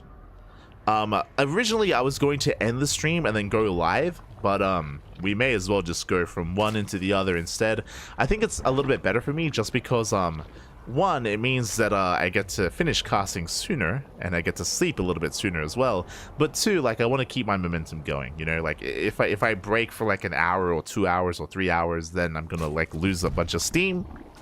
And we want to keep it going, Pappy, while we can. It is 6:30 a.m. in the morning. You can see I'm bright now because the sun is just shining into my face. It's there, Pappy. It's there. The light has risen, but the light is also falling. We'll be fine. We're gonna make it. We're gonna make it together. With that, we're gonna be selling in is gonna be a Hatch Gas Pool. Hatch Gas Pool opener here out of Nikich. Meanwhile, once again, Stargate opener out of Strange. Now, first things first. Something that I personally, you would have heard this from me before. I personally do really enjoy if a Protoss player opens up Void Ray in game 1. I love the idea of opening up Void Ray in game 2 and switching the build, but still opening Void Ray. Why? The reason for this is because a Void Ray opener denies vision. It snipes the Overlord, and it keeps the Zerg player in the dark. So if you open up Void Ray 2 games in a row, I mean, the mind games, right? The mind games. Are you doing the same build 2 games in a row? Are you going for another crazy variation? Are you going for any kind of crazy tech? Or are you playing standard? It's just a really good way to play out a series and to mind game your opponent and to keep them guessing and to take that lead. And there it is, Void Ray once again.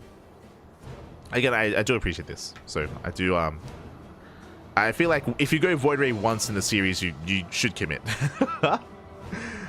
Just to get into the head of your opponent. So once again, another Void Ray opener.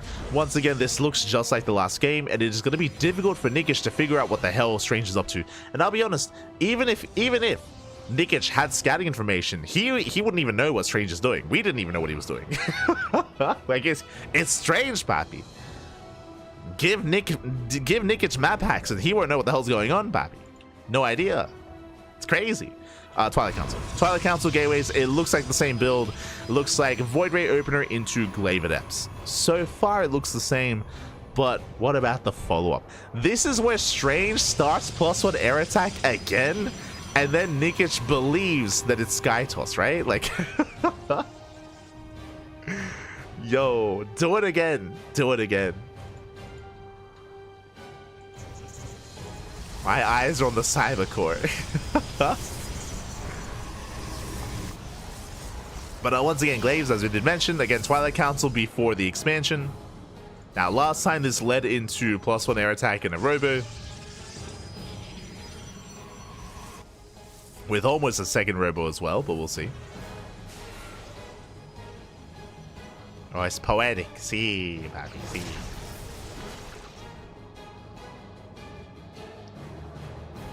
As the Adepts are building up back at home. We're just building up the Adepts, getting ready for the move-outs. Meanwhile, there it is. Robo and the Forge. This should be for +1 and Immortal production.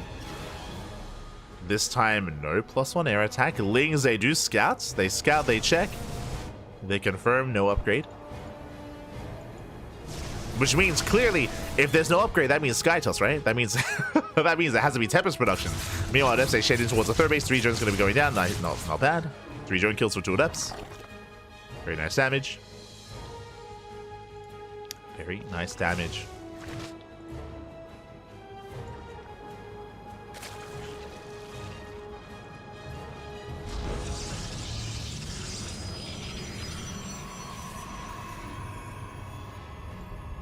Here we go.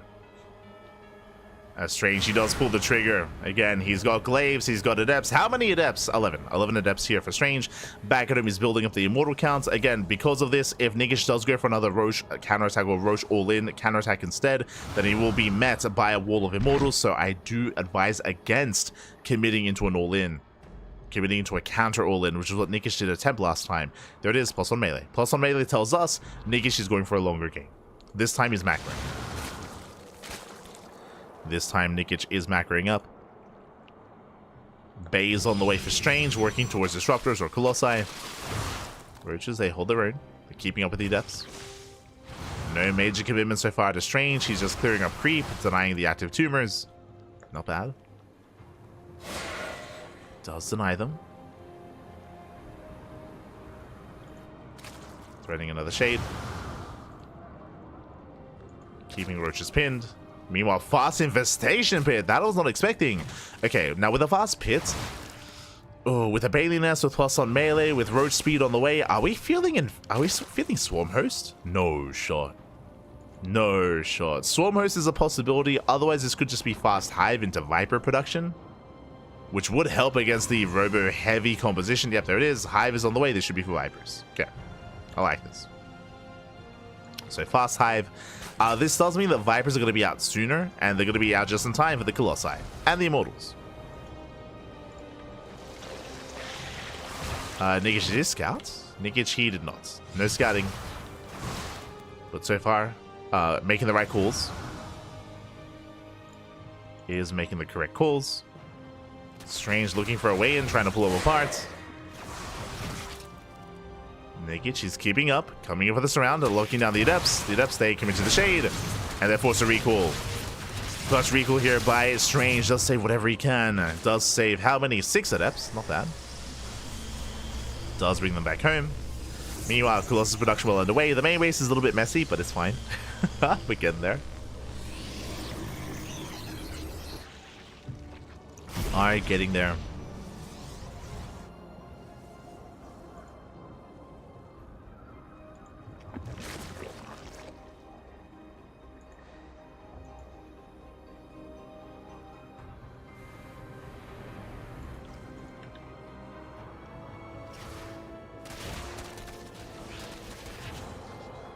As Nikich, he's being active in between the bases.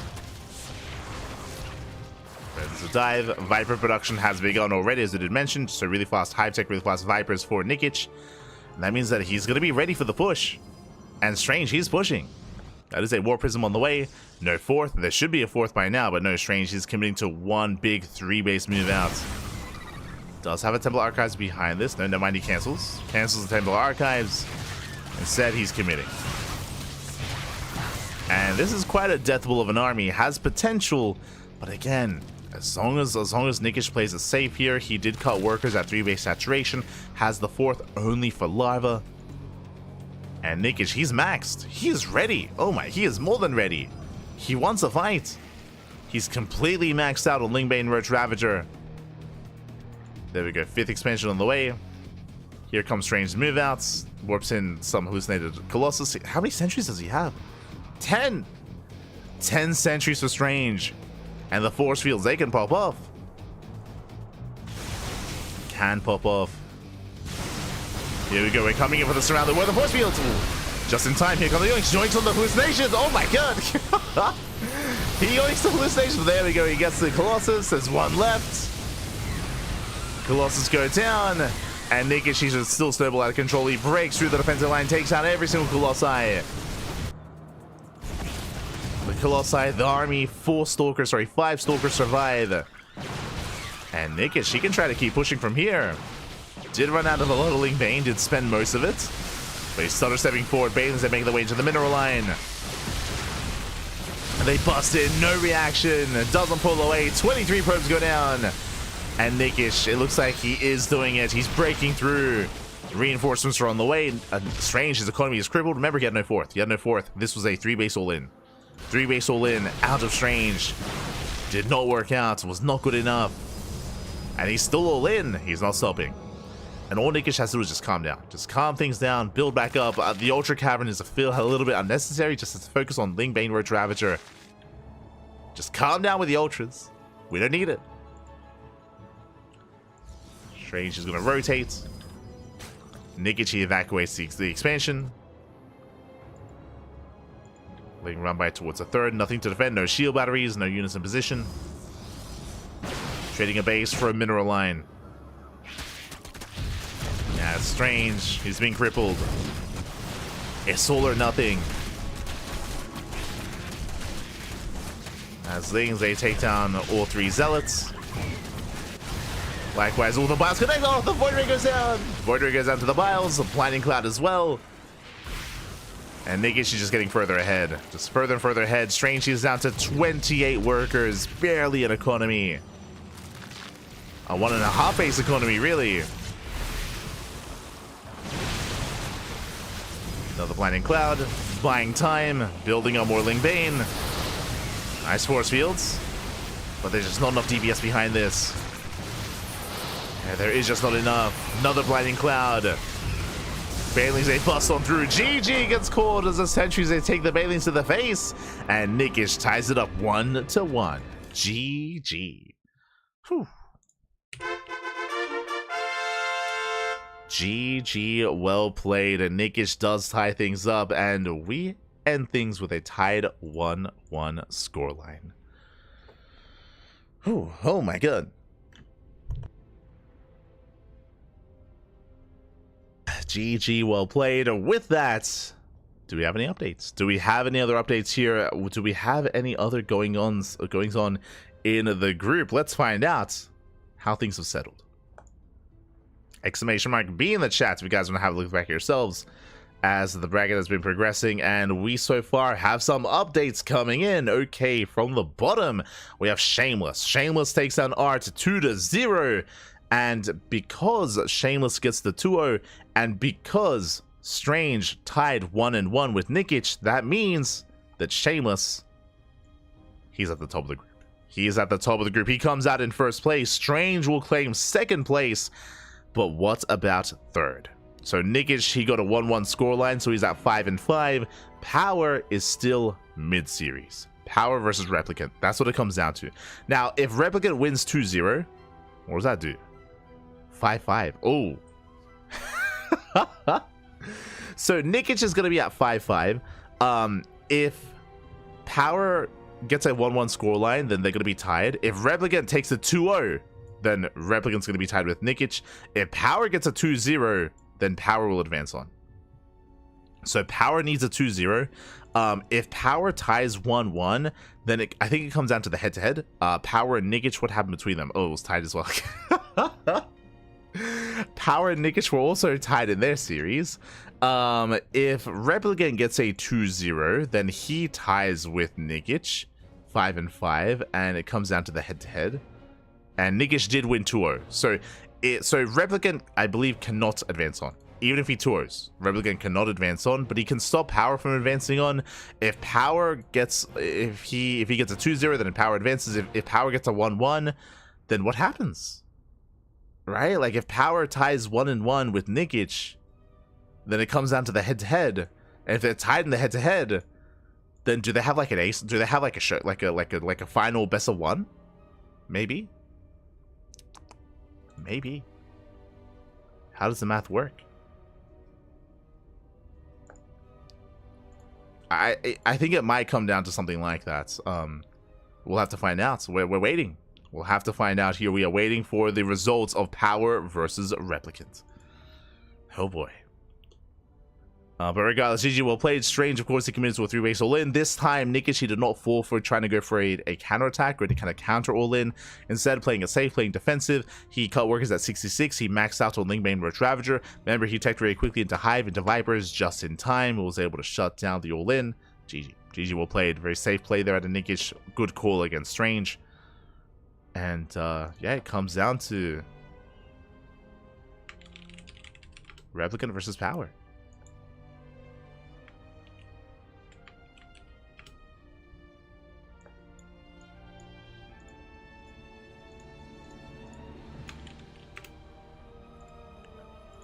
Comes down to Replicant versus Power, and they're in game right now. They are in game, so I have no updates.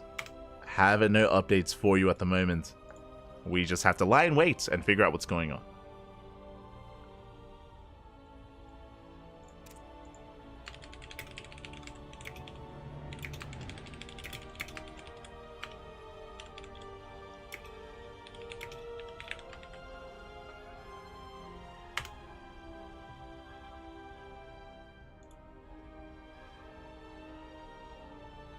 Go. All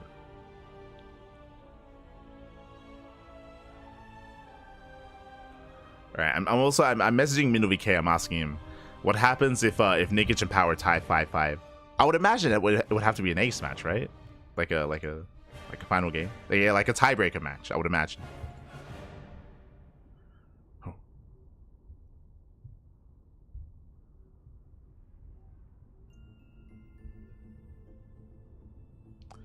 For now, we are going to be going on a short break. We're going to be going on a short break. I mean, I say a short break. We're going to be going on a break, and we are waiting to find out what happens with Power.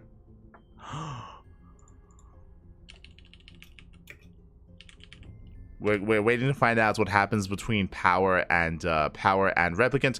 Also, MinoVK is letting us know if Nikich and Power tie 5 and 5. If they tie, they will have a tiebreaker match. It is not a best of 1. It's going to be a best of 3. It's going to be a full best of 3 between the two of them, if they tie. So for now, we're going to be going on a break, and when we come back, we will we'll find out what happens. We'll find out what happens here. Do we have that tiebreaker match or not? We're going to find out soon, TM. Take this time to get some snacks, get some food, get some water, get some rest, because the day is still young. The sun may have risen, you know, it might be 7 a.m. in the morning here, but we do have another cast after this tournament. See you soon. See you soon.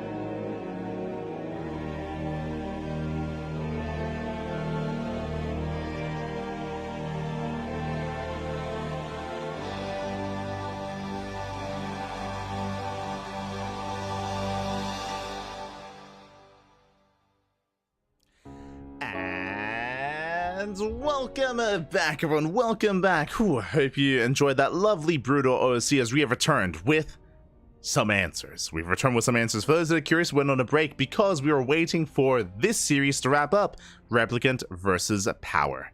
And they have since wrapped up. They have since wrapped up here. Here we go.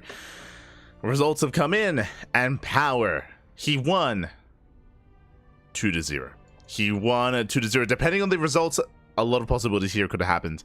If Replicant won 2-0, Nikich makes it through. If Power and Replicant, if they tie 1-1, then there would have been a tiebreaker match.